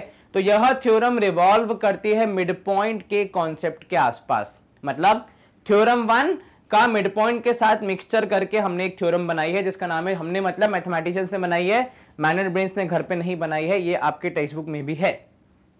क्या कहती है आपकी थ्योरम 7? तो भाई थ्योरम 7 कहती है कि the line joining the mid points of any two sides of triangle, ठीक है। अगर कोई लाइन है जो कि मिड पॉइंट्स को ज्वाइन कर रही है, ध्यान रखना यहां पे, किसको? मिड पॉइंट को ज्वाइन कर रही है, ठीक है, ये इंपॉर्टेंट है। अगर कोई लाइन है जो कि मिड पॉइंट्स को ज्वाइन कर रही है किसी दो साइड्स के, है ना। अब देखो यहां पे क्या किया आपने, दो साइड्स के मिड पॉइंट ढूंढे, उन्हें ज्वाइन करने का आपने एक कार्य किया। अब लेकिन अब भाई अब ट्राइंगल में होती कितनी है? 3 साइड्स। दो को तो आपने पूछ लिया, दो को आपने कुछ ना कुछ कंट्रीब्यूट करवा लिया कि भैया आप अपना अपना मिड पॉइंट दे दो। तीसरी वाली जो साइड है वो बोलेगी मेरे लिए क्या है, कुछ मुझे भी तो दो भैया, मैं भी तो ट्राइंगल का हिस्सा हूं, मुझे कैसे भूल गए आप। तो यही आपका फिर यहां से रिजल्ट निकलता है कि दो साइड्स के मिड पॉइंट से जो लाइन ड्रॉ होगी, जो लाइन सेगमेंट ड्रॉ होगी, वो क्या होगी? तीसरी के पैरेलल होगी, parallel to the third side and half of the third side. तो देखो यहां पे अब तीनों राजी हो गए। कितने साइड्स थे? 3। दो के आपने मिड पॉइंट ले लिए तो वो राजी हो गई, और तीसरे वाली के आपने पैरेलल कर दिया तो वो भी राजी हो गया। तो भैया यहां पे पूरा मामला फिट हो जाता है कि किसी भी ट्राइंगल के आप किन्हीं दो साइड्स के मिड पॉइंट्स को लीजिए, उन्हें ज्वाइन कीजिए, तब जो लाइन सेगमेंट या लाइन आपको मिलेगी वो पक्का तीसरी साइड के पैरेलल होगी, बशर्ते मिड पॉइंट लिए जाएंगे। तो रैंडमली आपने कहीं भी कोई पॉइंट ड्रॉ कर दिया, इधर पे मिड पॉइंट उधर पे कुछ और, तब ये मामला नहीं होगा। कंपल्सरीली दोनों जगह पे मिड पॉइंट होने चाहिए तब, ठीक है। चलिए अगर यहां पे आप शॉर्ट में देखें, देखो क्या लिखा है यहां पे कि P and Q are mid point of AB and AC, ठीक है, बहुत बढ़िया। So PQ would be half of BC and PQ would be parallel to BC। ये इंपॉर्टेंट है, इसकी मदद से काफी सारे सवाल हमारे सॉल्व होते हैं। कक्षा 9वीं में सीखा था, क्या कहते हैं मिड पॉइंट थ्योरम? फिर से एक ट्राइंगल है, ठीक है, उसमें से किन्हीं दो साइड्स को लीजिए, उनके मिड पॉइंट्स को पता लगाइए, फिर मिड पॉइंट्स को ज्वाइन कीजिए। मिड पॉइंट को ज्वाइन करने के बाद जो आपने दो मिड पॉइंट ज्वाइन किए, एक लाइन सेगमेंट या लाइन बनेगी, ठीक है। इस लाइन या लाइन सेगमेंट को जब आप कंपेयर करेंगे तीसरी साइड से, जिसे अब तक पूछा नहीं गया है, तो वो बोलेगी कि हाँ ये तो मेरे पैरेलल है, ठीक है, तो यहीं पे और मेरी आधी है, दोनों चीजें, ठीक है, पैरेलल एंड हाफ दोनों। इसका विशेष ध्यान रखना, ठीक है, वरना भूल जाओगे। तो पैरेलल भी है और हाफ भी है। चलिए स्क्रीन क्लियर, यहां पे खत्म हो जाती है आपकी मिड पॉइंट थ्योरम। कक्षा 9वीं का कॉन्सेप्ट, अगर आप 10वीं में हैं और आपको याद नहीं है तो प्लीज जाके एक बार रिवाइज करें, और रिवाइज करने के लिए कहीं दूर जाने की जरूरत नहीं है, मैग्नेट ब्रेन्स के चैनल पे आपको पूरा कंटेंट मिल जाएगा। आपको ये बात पता है वैसे, तो फिर भी एक बार रिवीजन करवाना जरूरी है ना। चलिए यहाँ पे हमारे पास कुछ एग्जाम्पल्स आ गए हैं, एक बार चेक कर लेते हैं। बिल्कुल, एग्जाम्पल 1 हमने पहले ही सॉल्व कर लिया है। एग्जाम्पल 2 क्या बोल रहा है? इन अ राइट ट्राइंगल, देखो यहाँ पे इंपॉर्टेंट क्या चीज है, सबसे पहला जो दिमाग में आपके आना चाहिए वो ये है कि राइट ट्राइंगल की चर्चा हो रही है, ठीक है, राइट एंगल एट बी। चलिए BD is perpendicular to on AC, then find the value of BD square. चलिए बहुत बढ़िया, वैसे ये सवाल है लगभग NCERT बेस्ड। पहले एक बार एक काम करते, चित्र ड्रॉ कर लेते। क्या चित्र बनाने से काफी आसानी हो जाती है, खासकर ज्योमेट्री में। तो ये हमने बनाया ट्राइंगल ABC, ठीक है, इसकी विशेषता क्या है कि एंगल B है 90 डिग्री पे, और अगर दिया हुआ है एंगल B 90 डिग्री है तो कृपया उसका पालन करें, अन्यथा गड़बड़ हो सकती है। ये आपने बना दिया BD। Now what is BD? BD is perpendicular to AC, ठीक है। अब यहां पे देखो आपसे क्या पूछ रहा है, वैल्यू ऑफ BD स्क्वायर आपसे पूछा गया है। किसकी वैल्यू पूछी गई है? बी डी स्क्वायर की वैल्यू पूछी गई है, ठीक है। अब इसको कैसे आप फाइंड करेंगे, तो यहां पे आपके ऑप्शन देखिए, A B and A D, ठीक है, ए बी और ए डी इस तरफ है, A B and C D, A B and C D, okay this is also possible, A D and C D, इसको भी हम देख लेते हैं, और साथ में क्या बच गया, नन ऑफ दिस बच गया। चलिए अब यहां पे हमें शुरू करना है बी डी से, है ना, तो बी डी स्क्वायर आपको चाहिए, बी डी स्क्वायर। अब बी डी स्क्वायर जो है इसको लाने का, देखो राइट एंगल ट्राइंगल है, तो पहला विचार जो आपके मन में आएगा वो हमेशा यही आएगा कि सर क्यों ना पाइथागोरस थ्योरम यूज कर ले। कर तो सकते हैं पाइथागोरस थ्योरम, लेकिन वहां पे कहीं पे भी आपको ऑप्शन में देखो स्क्वायर्स नहीं दिए, मतलब और एडिशन भी नहीं है, यहां तो मल्टीप्लीकेशन है, ठीक है।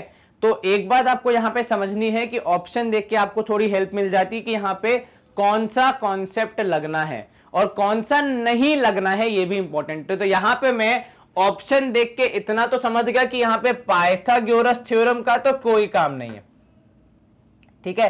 तो Pytha theorem has no work here.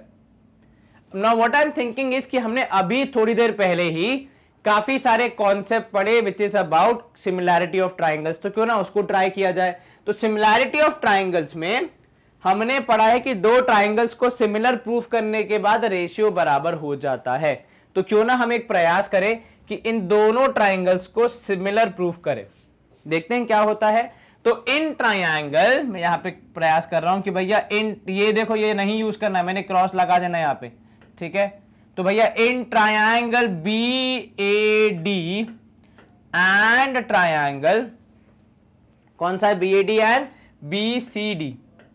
सबसे पहले तो एंगल डी दोनों जगह पे 90 डिग्री है, ठीक है, angle D equals to angle D equals to 90 degree, है ना। तो दोनों ट्राइंगल में एक तो ये पक्का हो गया। अच्छा दूसरी बात, अगर इसको आप मान रहे हैं x, ध्यान रखना यहां पे जरा, मैंने क्या बोला, एंगल C को मैं मान रहा हूं x, तो क्या आप बता सकते हैं कि ये वाला एंगल कितना होगा। सर यदि हम ABC ट्राइंगल में देखें, एक बार जरा ध्यान से सुनना मैं क्या बोल रहा हूं, यदि हम ABC ट्राइंगल में देखें तो ये पूरा है 90, इधर वाला है x, तो बच गया, तो इसके लिए कितना होगा 90 माइनस एक्स, ठीक है, कितना 90 माइनस एक्स, तो ये हो गया x, ये हो गया 90, तो ये बचा हुआ हो गया 90 माइनस एक्स। बड़े ट्राइंगल में देखो ABC में, ऑल्सो जब आप अगर छोटे ट्राइंगल में देखेंगे तो ये है 90, ये है x, तो ये वाला एंगल कितना हो जाएगा सर, ये भी हो जाएगा 90 माइनस एक्स। ध्यान रखना मैंने क्या बोला, ये कैसे आया 90 माइनस एक्स और वो कैसे आया, एक बार दोबारा से, अभी इसको भूल जाओ, पहले इस पे ध्यान देते कि ये कहां से आया। तो भैया देखो ये है आपका ABC, जिसमें एक एंगल B है 90 डिग्री, ये एंगल X है कितना X, और ये बचा हो गया। तो भैया तीनों को जोड़ने पे 180, 90 यहां चला गया, X यहां चला गया, बचेगा कितना 90 माइनस एक्स, ठीक है। छोटे ट्राइंगल को जब आप देखेंगे तो ये है 90, ये है X, तो ये कितना बचेगा 90 माइनस एक्स। अब देखो मैंने इस ट्राइंगल की बात की है BDC की, पहले वाले के लिए बड़े की बात की थी, है ना। अब अगर ये 90 है, ये 90 माइनस एक्स है, तो ये वाला हिस्सा कितना हो जाएगा इसको x होना पड़ेगा। सर क्यों, क्योंकि प्रभु ये पूरा है 90, उसमें से x आप यहां माइनस कर रहे हैं, तो भैया x माइनस कहां से कर रहे हैं, ऊपर होगा तभी तो नीचे माइनस करोगे ना, 90 माइनस एक्स। तो इस लिहाज से आपको दो एंगल और एक दूसरे के बराबर मिल जाएंगे कि भैया angle BCD would be equal to angle AC, नहीं क्या नाम है इसका, ABD, है ना, बिकॉज दोनों की वैल्यू है x के बराबर। ऐसे ही angle BAD would be equal to angle CBD, because ये दोनों है 90 माइनस एक्स के बराबर। दो ट्राइंगल में तीनों एंगल्स हो गए करस्पॉन्डिंग एंगल्स बराबर, ट्राइंगल्स क्या हो जाएंगे, ट्राइंगल्स हो जाएंगे सिमिलर। तो BAD जो कि क्या हो जाएगा भैया एंगल BAD, तो B की वैल्यू x, ठीक है, A की वैल्यू 90 माइनस एक्स और D की वैल्यू 90 डिग्री इज सिमिलर टू, देखो नेमिंग बहुत ध्यान से करना, B की वैल्यू क्या है BAD के हिसाब से, तो भाई x है, तो यहां पे क्या हो जाएगा, यहां पे हो जाएगा CBD। वरना अक्सर हम पता है क्या सोचते हैं कि दोनों जगह पे बी और बी है तो एक ही जगह पे आएगा, नहीं ऐसा मत करना, गलती से भी आपके सवाल में आपसे गलती हो सकती है। अब अगर दोनों ट्राइंगल्स हैं सिमिलर तो हमें कुछ साइड्स का रेशियो भी मिलेगा। क्या रेशियो मिलेगा? तो सर पहला रेशियो मिलेगा BA अपॉन BC या फिर CB, जो भी आप लिखे, ठीक है, would be equal to, then second आ जाएगा AD upon BD, very good, और थर्ड आ जाएगा फिर BD अपॉन CD। अब हमें क्या क्या चाहिए? हमें चाहिए BD वाले पार्ट्स। तो देखो यहां पे BD नहीं है तो इसको हम गायब कर देते। अब जहां BD है ही नहीं और हमें BD ही चाहिए था तो फिर हम उसको नहीं यूज करेंगे और यहां पे आप लिख देते हैं CPST, corresponding part of similar triangles. अब यहां पे आप ध्यान से अगर देखें तो भैया AD को मल्टीप्लाई कर सकते हैं CD से और BD को मल्टीप्लाई कर सकते हैं स्वयं से, जिसे हम कहते हैं BD का स्क्वायर। तो BD इंटू BD मतलब BD स्क्वायर हो जाएगा और वो किसके बराबर है? AD इंटू CD के। क्या हमारे पास ऑप्शन में AD इंटू CD है? बिल्कुल है सर, ऑप्शन सी के रूप में। अब ये क्वेश्चन वैसे तो NCERT का है, मतलब काफी बार आपने सॉल्व किया होगा, लेकिन हर बार आपको ये अप्रोच याद रखनी है कि ऐसा कुछ इस सवाल में हो सकता है। Most important is this part, ये x वाला 90 माइनस x वाला, क्योंकि आप जब तक ट्राइंगल्स को सिमिलर प्रूव नहीं करेंगे तब तक रेशियो नहीं मिलने वाला, और रेशियो नहीं मिलेगा तो ये आंसर नहीं मिलेगा।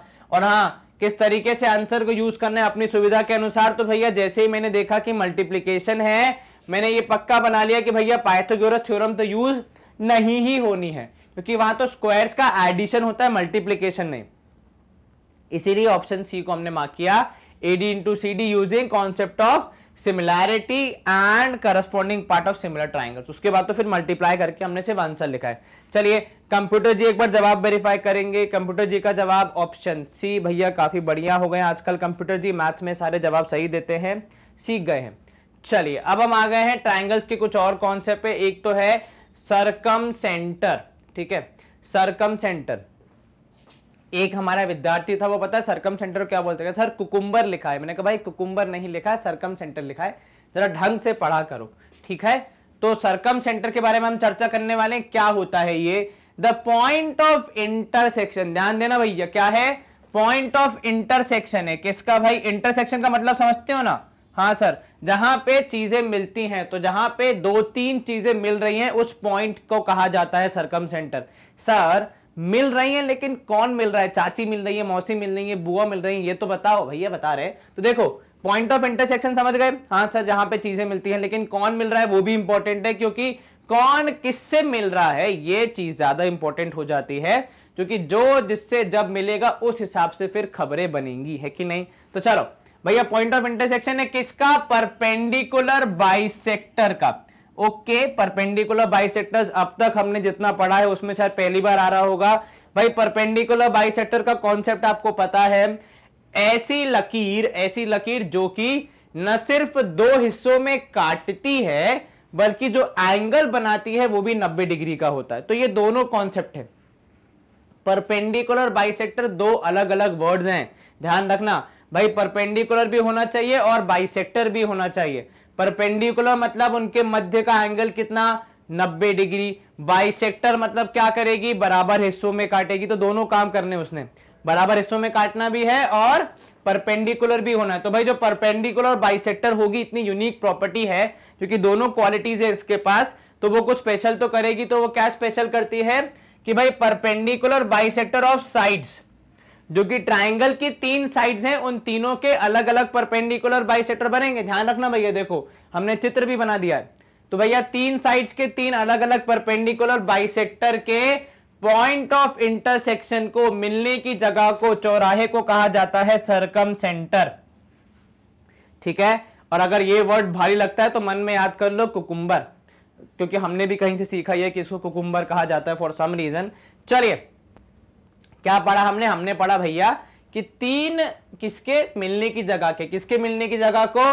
सर परपेंडिकुलर बाइसेक्टर, जो कि बहुत ही खतरनाक एक अस्त्र शस्त्र होता है गणित में, उसके मिलने की जगह को कहते हैं हम सरकम सेंटर। लेकिन किसका परपेंडिकुलर बाइसेक्टर? तो किसी गिवन ट्राइंगल की तीनों साइड्स का, ठीक है। तीन साइड्स होंगी तो तीन परपेंडिकुलर बाइसेक्टर बनेंगे और तीनों मिलेंगे जिस पॉइंट पे, उसे कहा जाता है सरकम सेंटर, ये हमने डिटेल में आपको समझा दिया। अब आगे इसकी कुछ क्वालिटीज देख लेते हैं।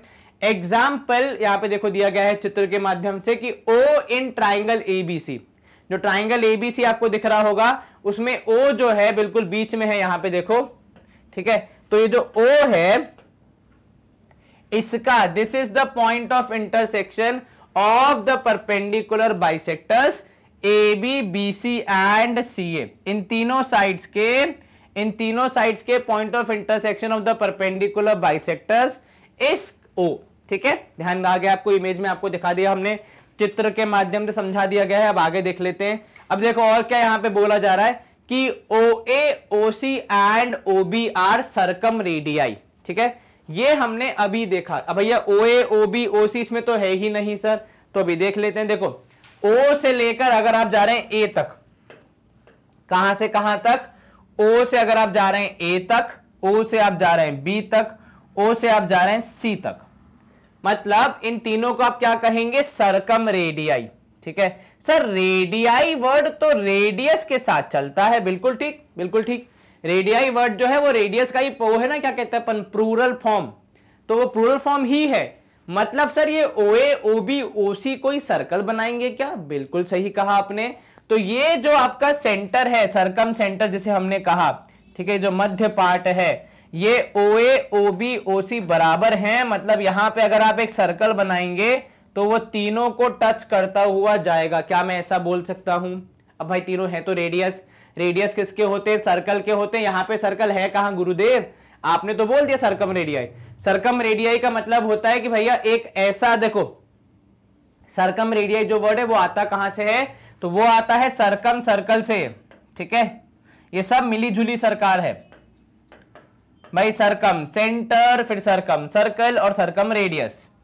क्योंकि अब सेंटर है तो सर्कल होगा तभी तो सेंटर होगा, नहीं तो बिना सर्कल के सेंटर ऐसा तो हो ही नहीं सकता, मतलब वो तो बिना नमक के खाने जैसा हो गया। तो भैया सर्कम सर्कल है, उसी का है सर्कम रेडियस, उसी का है सर्कम सेंटर। और सर्कम सर्कल क्या कॉन्सेप्ट होता है कि एक ऐसा सर्कल जो कि ट्राइंगल को घेर ले, अर्थात उसके तीनों एजेस को टच करते हुए निकल जाए। तो जब आप बनाते हैं सर्कम सेंटर तब आप बेसिकली सर्कम सर्कल बनाने के लिए अपने ट्राइंगल को रेडी कर रहे हैं। आप ऐसा पॉइंट ढूंढ रहे हैं जहां पे आसानी से आपका सर्कल बन जाएगा, वो भी ऐसा यूनिक सर्कल जो कि ट्राइंगल के तीनों साइड्स को टच करते हुए निकलेगा। समझ में आ गया आपको? यस सर, बिल्कुल समझ में आ गया। तो ओ ए ओ बी ओ सी ये तीनों है यहां पे आपके सर्कम सेंटर के माध्यम से बने हुए सर्कम रेडियस। चलिए स्क्रीन को हम थोड़ा सा साफ करते हैं और आगे बढ़ते हैं। कुछ पॉइंट्स है यहाँ पे। अब देखो the position of circum centre is, circum centre की पोजीशन के बारे में क्या चर्चा है, acute triangle is inside the triangle. मतलब अगर आपका एक्यूट एंगल ट्राइंगल है तो उसका सर्कम सेंटर पक्का ट्राइंगल के अंदर आएगा, इंपॉर्टेंट बात, ठीक है। अगर ऑब्ट्यूज है तो बाहर आएगा, ठीक है। और अगर राइट ट्राइंगल है तो भैया mid point of the hypotenuse के ऊपर आएगा। अब देखो गणित ने कितनी तरक्की कर ली है कि भैया आपको पहले से बता दे रहा है कि आपके सर्कम सेंटर कहां लाए करेंगे, ताकि जब आप इन्हें बनाएं तो आपसे गलती ना हो। भाई ट्राइंगल के हिसाब से होगा तो तीन तरह के ट्राइंगल हमने देखे हैं, कौन कौन से, एक्यूट, ऑब्ट्यूज और राइट ट्राइंगल। इन तीनों में क्या हो जाता है सर, यदि एक्यूट ट्राइंगल है तो पक्का सर्कम सेंटर किसके आएगा, ट्राइंगल के अंदर आएगा। यदि ऑब्ट्यूज है तो पक्का ट्राइंगल के बाहर आएगा। और यदि राइट ट्राइंगल है तो श्योरली मध्य में आएगा, किसके मध्य में, हाइपोटेन्यूज के मध्य में, ठीक है। ध्यान रखना इस चीज का, ताकि जब भी आप बनाएं या फिर कोई एमसीक्यू आ जाए आपको इस स्टेटमेंट पे बेस्ड, तो आप फटाफट अपना जवाब मार्क कर सकें, आपको चित्र बना के मेजर करने की जरूरत ना पड़े, ठीक है। चलिए हम करेंगे यहां पे स्क्रीन को क्लियर और मूव करेंगे नेक्स्ट पार्ट। अब अगला कॉन्सेप्ट है इन सेंटर का। देखो ऐसा होता है ट्राइंगल के अंदर circum centre, in centre, out centre, centre centre और उसके बाद फिर नया सेंटर, पुराना सेंटर, बहुत सारे सेंटर होते हैं। तो आपको सारे ध्यान रखने पड़ते हैं जितने आपको पढ़ाए जाते हैं, ठीक है। आपने पीछे देखा क्या, सर्कम सेंटर, उसकी क्या विशेषता होती है, वो सबसे सम्माननीय, आदरणीय है, क्योंकि वो दो चीजों पे काम करता है, परपेंडिकुलर पे भी और बाइसेक्टर पे भी, ठीक है, इसलिए उसका विशेष महत्व है। अब आ जाते हैं यहाँ पे हम इन सेंटर पे। अब इन सेंटर क्या होता है भैया, तो द पॉइंट ऑफ इंटरसेक्शन, किसका इंटरसेक्शन सर, खाली मिलना है ये क्यों बताते हैं, किसका मिलन किससे हो रहा है, मतलब कौन सी बुआ चाची मौसी फूफा मिल रहे हैं, ये तो बता दिया करो। तो बता रहे भैया, देखिए पॉइंट ऑफ इंटरसेक्शन है किसका, एंगल बाइसेक्टर्स का, एंगल बाइसेक्टर्स का point of intersection is called in centre. तो circum centre was about perpendicular bisector, in centre is about angle bisector. ठीक है, अब अगर आपके पास एक ट्राइंगल है, उसके आप तीन एंगल जो होते हैं, बिकॉज एक ट्राइंगल में कितने एंगल होते हैं, हमेशा तीन एंगल, तभी तो उसका नाम है टिराई एंगल। तो तीन एंगल में आप जब आप तीनों का बनाएंगे एंगल बाइसेक्टर और उन्हें दौड़ा के लेके आएंगे आगे, मतलब उन्हें आगे बढ़ाएंगे जीवन में, तो पक्का वो तीनों एंगल बाइसेक्टर एक कॉमन पॉइंट पे मिलेंगे और इस कॉमन पॉइंट को कहा जाता है इन सेंटर। ठीक है, अब यहां पे अगर आप एग्जांपल में देखेंगे तो आपको दिखेगा कि भैया ट्राइंगल में देखो AD BE एंड CF क्या है, they are the bisectors of angle A, angle B and angle C respectively. ठीक है, तो उनका point of intersection that is I, जो कि वहां मध्य में देखिए ड्रॉ किया गया है, यहां दिख रहा होगा आपको, ये रहा I, is the in centre of triangle ABC। अब यहां पे कुछ क्वालिटीज देख लेते हैं। तो भैया in triangle ABC shown triangle BIC। अब देखो ट्राइंगल BIC कहां पे, यहीं पे व्यक्ति कंफ्यूज हो जाता है, सर ट्राइंगल BIC कहां पे, तो ये रहा ट्राइंगल BIC, ये रहा BIC। इसके बारे में क्या चर्चा है कि भैया BIC is equal to 90 degree plus half angle A। तो जब भी आपको अगर एंगल A दिया गया है और यहां पे इन सेंटर या फिर एंगल बाइसेक्टर्स की चर्चा है, तो ये हो जाएगा 90 degree minus half angle A। और अगर आपको कक्षा 9वीं की गणित याद है तो वहां पे शायद मैं आपको एग्जैक्टली याद दिलाऊं, तो एक ऐसा क्वेश्चन भी है, सवाल नंबर है चैप्टर नंबर 6 जो कि है आपका लाइन्स एंड एंगल्स, उसमें लास्ट एग्जांपल एक्सरसाइज 6.3 के जस्ट पहले वाला देखा, वो अगर आपको याद आ रहा हो तो वहां पे आपने ऐसा ही कुछ प्रूफ किया है, क्या कि ये एंगल है 90 डिग्री प्लस हाफ एंगल है। हालांकि वहां बहुत सारी मेहनत लगी थी आपको प्रूफ करने में, पर यहां पे आपको सीधे सीधे रिजल्ट बता दिया गया है कि इन सेंटर पे बनने वाला एंगल ऊपर वाले एंगल का आधा प्लस 90 जोड़ना है। ठीक है, तो अगर ऊपर वाला एंगल है 40 मान लीजिए उदाहरण के तौर पे, तो यह एंगल कितना हो जाएगा, तो सर 90 तो फिक्स ही है, प्लस 40 का आधा मतलब 20, तो 110 डिग्री। बहुत बढ़िया। ठीक है, कुछ इस प्रकार ऐसे ही एंगल AIC हो जाएगा कितना, AIC हो जाएगा 90 degree plus half angle B, AIB हो जाएगा 90 degree plus half angle C। तो जो भी आपका सेंटर वाला एंगल है वो अपने ठीक ऊपर वाले एंगल का कितना 90 प्लस आधा जोड़ने पे जो आएगा उस रिजल्ट के बराबर होगा। इस बात का विशेष ध्यान रखें। ये आपको कहां मिलता है, ये आपको मिलता है इन सेंटर में। ठीक है, तो भैया in centre is about angle bisector. What was circum centre about, तो सर्कम सेंटर देखो बोलने में ही कितना कठिन है, तो उसके अंदर के पार्ट्स भी कठिन है कि वो परपेंडिकुलर बाइसेक्टर का भैया पॉइंट ऑफ इंटरसेक्शन है, तो वहां पे थोड़ी आपको टफनेस बोलने में ही समझ में आ रही है। तो जो इजी है इन सेंटर बोलने में आसान, वो है भी आसान चीज का एंगल बाइसेक्टर का। इस तरीके से आप याद रख सकते हैं कुछ ट्रिक के माध्यम से। चलिए, इसके बाद आपके पास आता है सेंट्रॉइड। तो अब तक आपने इन सेंटर पढ़ लिया, सर्कम सेंटर पढ़ लिया, अब आप पढ़ रहे हैं सेंट्रॉइड। ये भी पॉइंट ऑफ इंटरसेक्शन है, लेकिन ये किसका है, तो ये पॉइंट ऑफ इंटरसेक्शन होता है मीडियंस का। ठीक है, तो ये पॉइंट ऑफ इंटरसेक्शन किसका है, मीडियंस का है, और इसे आप कहते हैं सेंट्रॉइड। इसे आप क्या कहते हैं, सेंट्रॉइड। तो जो आपने तीन मीडियन बनानी है किसी भी ट्राइंगल की तीन साइड्स की, मीडियन क्या करती है, सर मीडियन जिस पे गिरती है उसके दो बराबर हिस्से कर देती है। इस बात का विशेष ध्यान रखना है। ठीक है, जब भी आप मीडियन बनाएंगे तो यहां पे देखिए जो मीडियंस बनेंगे आपकी तीनों वो किसी कॉमन पॉइंट में मिलेंगी, जैसे कि इस ट्राइंगल में हो रहा है ABC में, किस पे मिल रही है, पॉइंट G पे। तो ये जो पॉइंट G है ये है आपका सेंट्रॉइड। ये क्या है आपका सेंट्रॉइड। अब इसकी क्या क्वालिटी होती है, तो भैया सेंट्रॉइड जो होता है वो मीडियंस की ही एक क्वालिटी बताता है कि भैया सेंट्रॉइड मीडियंस को डिवाइड करता है 2:1 के रेशियो में। अर्थात जो ये ऊपर का AG है, ठीक है, इसका रेशियो इन कंपेयर टू नीचे का GD वुड ऑलवेज बी 2:1। मतलब अगर मान लो इसकी दूरी है 4 तो इसकी दूरी होगी 2। अगर मान लो ऊपर वाले की दूरी है 6 तो नीचे वाले की होगी 3 पक्का, ठीक है। तो क्या रेशियो हो जाता है सेंट्रॉइड के बनने के बाद? सेंट्रॉइड के बनने के बाद मीडियन के 2 हिस्से हो जाते हैं। बराबर हिस्से नहीं बोला मैंने, 2 हिस्से बोला। 2 हिस्से होना और 2 बराबर हिस्से होने में जमीन आसमान का फर्क है भैया, ठीक है। तो 2 हिस्से हो जाते हैं, ऊपर वाले का हिस्से का और नीचे वाले हिस्से का। जब आप रेशियो निकालते हैं सेंट्रॉइड के बनने के बाद तो 2:1 का रेशियो आता है। चलिए, द सेंट्रॉइड, देखो अब यहां पे इंपॉर्टेंट चीज है, क्या बोल रहा है, ये बहुत इंपॉर्टेंट कॉन्सेप्ट है जो कि आपको एमसीक्यूज में काफी काम आएगा कि सेंट्रॉइड क्या करते हैं। Centroid divides the triangle into 6 triangles of equal area. तो पहले तो चेक करते हैं 6 ट्राइंगल बनते भी हैं या नहीं बनते, खाली हवा में तीर चला रहे हैं। देखो, पहला ट्राइंगल, दूसरा ट्राइंगल, तीसरा ट्राइंगल, चौथा, पांचवा, छठवां। जी हां, बिल्कुल 6 ट्राइंगल बन रहे हैं और इन 6 ही ट्राइंगल्स का एरिया बराबर होगा हमेशा, ठीक है। क्या बोला हमने? हमने ये बोला कि सेंट्रॉइड बनने की वजह से जो आपको 6 हिस्से मिलते हैं आपके ओरिजिनल ट्राइंगल के, उनका एरिया आपस में बराबर होगा। अब एग्जाम में पता है क्वेश्चन कैसा आ सकता है, या तो आपको दे देंगे कि भैया पूरे ट्राइंगल का एरिया है मान लो 18 स्क्वायर यूनिट्स। अब आप बताइए एक हिस्से का एरिया कितना होगा, तो आप क्या करोगे सर, 6 हिस्से कर देंगे, 18/6, 3 आएगा तो हर एक का एरिया 3-3, वेरी गुड। या फिर ये भी हो सकता है कि आपको एक हिस्से का एरिया दे दिया जाए कि मान लो इस हिस्से का एरिया है 4 बताइए पूरे ट्राइंगल का एरिया कितना होगा।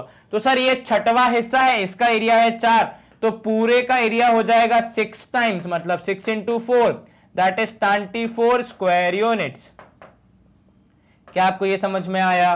बिल्कुल सर, कोई दिक्कत तो नहीं है? बिल्कुल नहीं सर। तो क्या होंगे 6 ट्राइंगल्स इक्वल एरिया वाले, ठीक है, वेरी गुड, यस सर। चलिए यहां पे हम करेंगे स्क्रीन को क्लियर और मूव करेंगे आगे।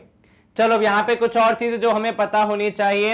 एक तो आपको पता होनी चाहिए पाइथागोरस थ्योरम। सर ये तो हर जगह पता होनी चाहिए, बिल्कुल ठीक। देखो मेरा तो मानना है इस देश में जब कोई बच्चा पैदा होता है, छोटा बच्चा एकदम बालक, ठीक है, उसको माता पिता बोलने से पहले पाइथागोरस थ्योरम सिखा देनी चाहिए, क्योंकि जितनी हम लोग उपयोग करते हैं कक्षा 6वीं 7वीं से लेकर 10वीं 11वीं तक, उतना तो शायद माँ बाप का नाम भी नहीं लिया जाता होगा जितना हम लोग पाइथागोरस थ्योरम का नाम लेते हैं, है कि नहीं? क्या बोलते हो, आपकी क्या राय है? अगर आपकी राय भी सेम है तो कृपया मुझे कमेंट्स में बताइए कि सर ये बात तो आपने बिल्कुल ठीक बोली कि जितना हम यूज करते हैं उस हिसाब से सबसे पहले विद्यार्थी को यही सिखाना चाहिए कि पाइथागोरस थ्योरम क्या होनी चाहिए। जीवन में माँ बाप का नाम बाद में सिखा देना चलेगा, पर ये इंपॉर्टेंट है, ये पहले सिखा दो, काफी नंबर आते हैं इससे। चलिए, पाइथागोरस थ्योरम क्या कहती है कि यदि आपके पास एक अगर मैं क्विक रिवीजन करवा दूं, वरना कई लोग बोलेंगे सर ये तो आपने स्किप कर दिया, तो भैया कुछ स्किप नहीं होने वाला। यदि आपके पास एक राइट ट्राइंगल है, ठीक है, विशेष ट्राइंगल है, इसमें एंगल होगा 90 डिग्री, तो इसमें एक तो विशेषता ये हो गई कि ये 90 डिग्री के बराबर होता है एक एंगल। दूसरी विशेषता ये आ जाती है कि इसके जो 90 डिग्री के पास या 90 डिग्री के माध्यम से जो जुड़ी हुई साइड्स हैं, ठीक है, जैसे यहां पे ए बी और बी सी हो गए, तो 90 डिग्री के माध्यम से जुड़ी हुई साइड्स के लंबाई का, के मेजरमेंट का स्क्वायर जोड़ने पर, ठीक है, 90 डिग्री के माध्यम से जुड़ी हुई साइड्स के स्क्वायर को जोड़ने पर आपको क्या मिलता है? आपको मिलता है तीसरी साइड के बराबर जो कि 90 डिग्री के ठीक सामने है, ठीक है। तो 90 डिग्री के आजू बाजू वाली साइड्स को जोड़ने पे 90 डिग्री के सामने वाली साइड के स्क्वायर के बराबर होता है। कहानी समझ में आई? क्या बोला हमने बहुत ही सिंपल सरल भाषा में कि देखो यहां पे राइट ट्राइंगल है, मतलब सारी कहानी 90 डिग्री के आसपास घूमेगी। तो 90 डिग्री से जिसके द्वारा बना है, जो दो साइड जिनके वजह से 90 डिग्री बना है, उनकी लंबाई, उनके मेजरमेंट, उनकी लेंथ का स्क्वायर जोड़ने पर, ऐड करने पर आपको 90 डिग्री के ठीक सामने वाली साइड के स्क्वायर के बराबर मिलेगा। ये किसने बोला है? पाइथागोरस बाबा ने बोला था, इसलिए उनके नाम पे थ्योरम रखी गई है पाइथागोरस थ्योरम, जो हमारे देश के हर बच्चे को 6वीं से लेकर 10वीं तक या 11वीं 12वीं तक बहुत बार उपयोग में लाई जाती है। आपको ये ध्यान होगा। चलिए, दूसरी है यहाँ पे अपोलोनियस थ्योरम, ठीक है। अब ये क्या थ्योरम है सर? ये तो हम पहली बार सुन रहे हैं। तो बेटा ऐसा है, ये है मैग्नेट ब्रेन्स।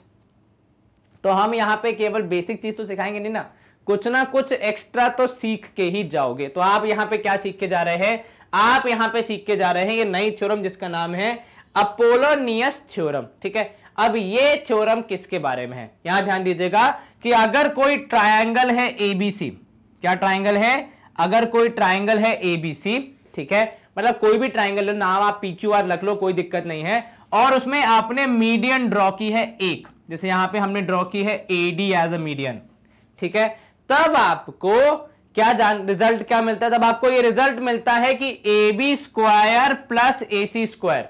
ठीक है, तो ए बी स्क्वायर मतलब इधर वाला प्लस ए सी स्क्वायर, इनको जोड़ने पर किसके बराबर होगा, twice of A D square plus B D square. किसके बराबर होगा, twice of A D square plus B D square. ये काफी जगह पे उपयोग होता है। ठीक है, कई बार इस पे बेस्ड आप डायरेक्ट क्वेश्चन भी कर सकते हैं। एक बार दोबारा देखना क्या बोल रहे हैं हम। ये है भैया ट्राइंगल की कहानी जिसमें मीडियम है हमारा, मीडियन की वजह से हम अपने इस कॉन्सेप्ट को यूज कर पाते हैं। तो यदि एक ट्राइंगल में आप मीडियन ड्रॉ करते हैं तब तो जो आपकी दो साइड्स हैं, दो प्रमुख साइड्स हैं ए बी और ए सी, जिनका मीडियन नहीं बना है, ध्यान रखिएगा मीडियन किसका बना है, बीसी का बना है, तो यहां बीसी को हमने लाया भी नहीं है। तो जिसका मीडियन बना है उसको छोड़ के जो बाकी दो साइड से, क्योंकि देखो उसको तो मीडियन मिल गया तो वो तो राजी खुशी है, लेकिन बाकी दोनों को मीडियन नहीं मिला अभी, है ना, तो वो बोलेंगे हमारे लिए भी कुछ करो।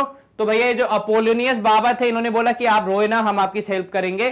तो उन दोनों साइड्स के स्क्वायर को जोड़ने पे आपके मीडियन दैट इज एडी का स्क्वायर और नीचे जो साइड से उनमें से किसी एक का स्क्वायर, तो बीडी स्क्वायर, क्योंकि दो पार्ट हो गए थे तो किसी एक को ले लो क्योंकि दोनों पार्ट्स ही बराबर है, तो बीडी के स्क्वायर का होल का डबल, ये देखो बाहर आ गया 2। और मैं ईमानदारी से बताऊं तो इसका प्रूफ आप बहुत बार कर चुके हैं अपने जीवन में। काफी सारे क्वेश्चंस हैं आपके कक्षा 10वीं के चैप्टर ट्राइंगल्स में, पाइथागोरस थ्योरम वाले एक्सरसाइज में खासकर, जहां पे आप इसी कॉन्सेप्ट को प्रूविंग के रूप में सॉल्व करते हैं कि प्रूव करके दिखाओ ये एग्जिस्ट करता है। ठीक है, तो ये कुछ भी नया नहीं है, बस खाली इसको थ्योरम जो है बनाई थी जिस व्यक्ति ने, उसके बारे में हमने थोड़ी सी चर्चा कर दी कि कल को अगर मीडियन पे बेस कोई सवाल आ जाता है और हम अगर इसको यूज करके अपना जवाब पता लगा पाए तो हमारे लिए वो बहुत ही सुखदायक मूवमेंट होगा, क्योंकि मेहनत कम करनी पड़ेगी। चलिए अब हमारे पास एग्जाम्पल आ गया तीसरा, पहला दूसरा हम पहले ही निपटा चुके हैं, आपको याद होगा। क्या कह रहा है एग्जाम्पल नंबर 3, तो वो कह रहा है कि find the value of x. तो यहां पे आपको चित्र में एक्स दिया गया लिखा हुआ है, आपको इसकी वैल्यू बतानी है। If BO and CO are bisectors of angle B and angle C, तो बेसिकली BO और CO क्या है, तो सर BO और CO एंगल्स के बाइसेक्टर हैं जिन्हें हम कहते हैं एंगल बाइसेक्टर्स। ठीक है, और एंगल बाइसेक्टर्स के मिलने की जगह अर्थात पॉइंट ऑफ इंटरसेक्शन को हम क्या कहते हैं, सर उसको हम कहते हैं इन सेंटर। तो क्या यहां पे मैं कह सकता हूं कि O is the in centre.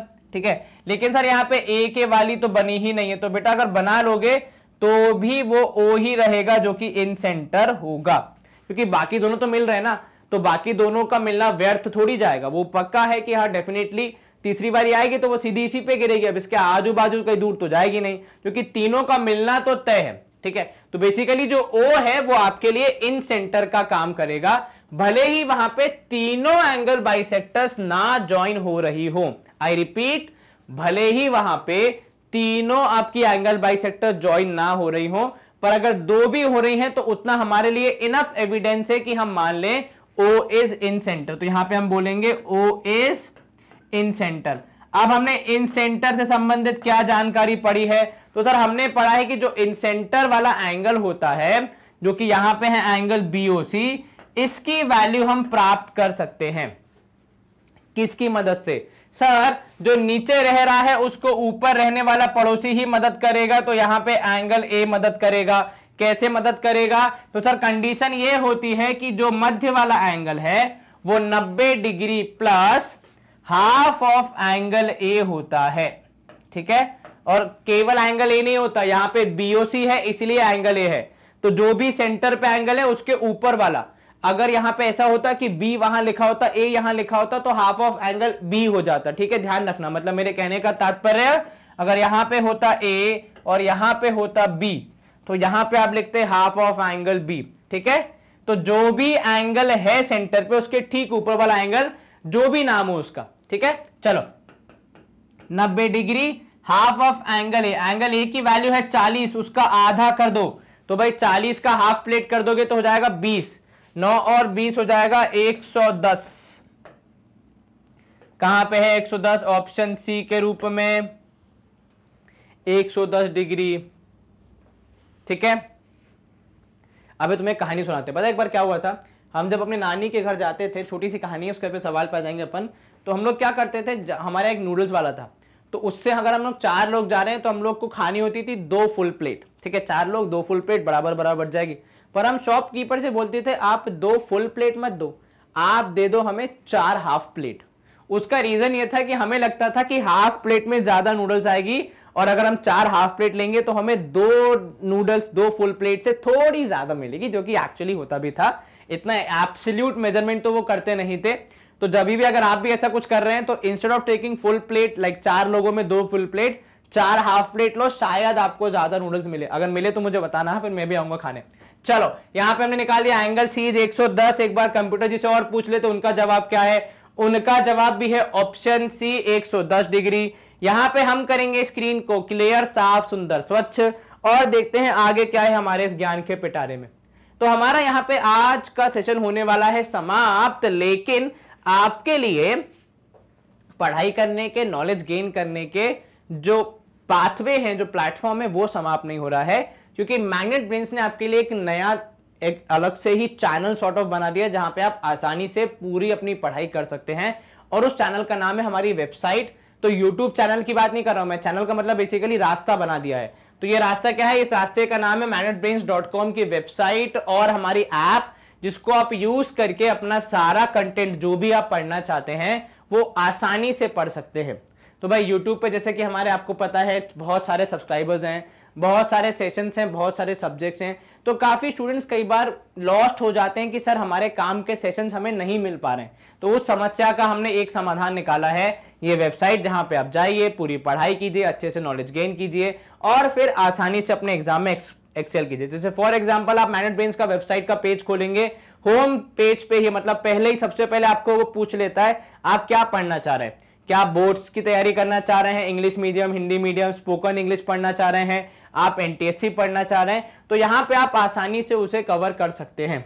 मान लीजिए आप एनटीएससी पढ़ना चाह रहे हैं तो एनटीएससी के टैब पे क्लिक कीजिए। एनटीएससी के सारे सब्जेक्ट, सारे टीचर जो भी आपको पढ़ाते हैं, सब्जेक्ट का नाम, टीचर का चित्र, सब यहां लगा दिया गया है ताकि आप बिल्कुल भी कंफ्यूज ना हो। कई बार व्यक्ति क्या बोलता है कि मुझे इस शक्ल वाले टीचर ने पढ़ाया था, क्या पढ़ाया था वो व्यक्ति भूल जाता है। तो भैया शक्ल भी लगा दी कि देखो इस शक्ल वाले व्यक्ति ने पढ़ाया था, तो वो व्यक्ति यह पढ़ाता है, आइए पढ़ लीजिए। यहां पे देखिए आपके लिए चैप्टर वाइज लिस्ट बना दी है, हर एक चैप्टर में कितने लेक्चर्स हैं, कितनी उनकी ड्यूरेशन है और किस तरीके से वो फ्लो में हमने पढ़ाए हैं, वो पूरा आपको यहाँ पे मिल जाता है। बस यहाँ पहुंचना है आपको और आसानी से पढ़ाई करनी है, उसके बाद तो कोई दिक्कत ही नहीं है। देखो हमने यहाँ मेंशन भी कर दिया कि कॉन्सेप्ट और प्रैक्टिस क्वेश्चन कहाँ पे है, प्रीवियस ईयर क्वेश्चंस कौन से ईयर के कौन से ईयर तक कहाँ पे क्या है, तो आप उस हिसाब से पूरा प्लानिंग करके अपनी पढ़ाई कर सकते हैं। एंड जैसे आपके YouTube सेशंस खुलते हैं सेम वैसे ही यहाँ पे सेशन है, कुछ डिफरेंस नहीं है। बस खाली यहाँ पे एक फर्क ये आ जाता है कि आपके एडवर्टाइजमेंट, डिस्ट्रैक्शंस, ब्रेक थोड़े कम हो जाते हैं, तो आप आसानी से अपनी पढ़ाई पे फोकस कर सकते हैं। And with this we come to the end of our session, जहां पे हम पढ़ रहे थे एनटीएससी का हमारा 100% free course for sad part of stage 1 of NTSC. Maths की हम लोग तैयारी कर रहे हैं और हम लोग फिलहाल पढ़ रहे हैं चैप्टर जिसका नाम है प्लेन ज्योमेट्री, और ये था उसका concept review and learning session 2। इसके बाद पार्ट 2 है, इसके बाद हम पार्ट 3 भी कवर करेंगे, क्योंकि बहुत सारे टॉपिक आते हैं ज्योमेट्री के अंदर, तो अभी काफी सारे टॉपिक कवर करना बाकी है। आपको क्या करना है, सेशन रिवाइज हो गया, अच्छे से आपने मेहनत कर ली, नोट्स बना लिए, तो अब आपको अगले सेशन में फटाफट से जाना है और आगे की पढ़ाई कंटिन्यू करनी है। एंड यस, नीचे भैया वीडियो को लाइक करने का, चैनल को सब्सक्राइब करने का एंड वीडियो को शेयर करने का ऑप्शन है, कृपया उनका उपयोग करें, अपने फ्रेंड्स एंड फैमिली में शेयर करें, बिकॉज नॉलेज जितनी आप स्प्रेड करेंगे, जितना आप बांटेंगे, उतना आपका भी इंक्रीज होगा। अपना ख्याल रखें, अच्छे से पढ़ाई करें, stay home, stay safe, take care, bye bye, good day, see you soon.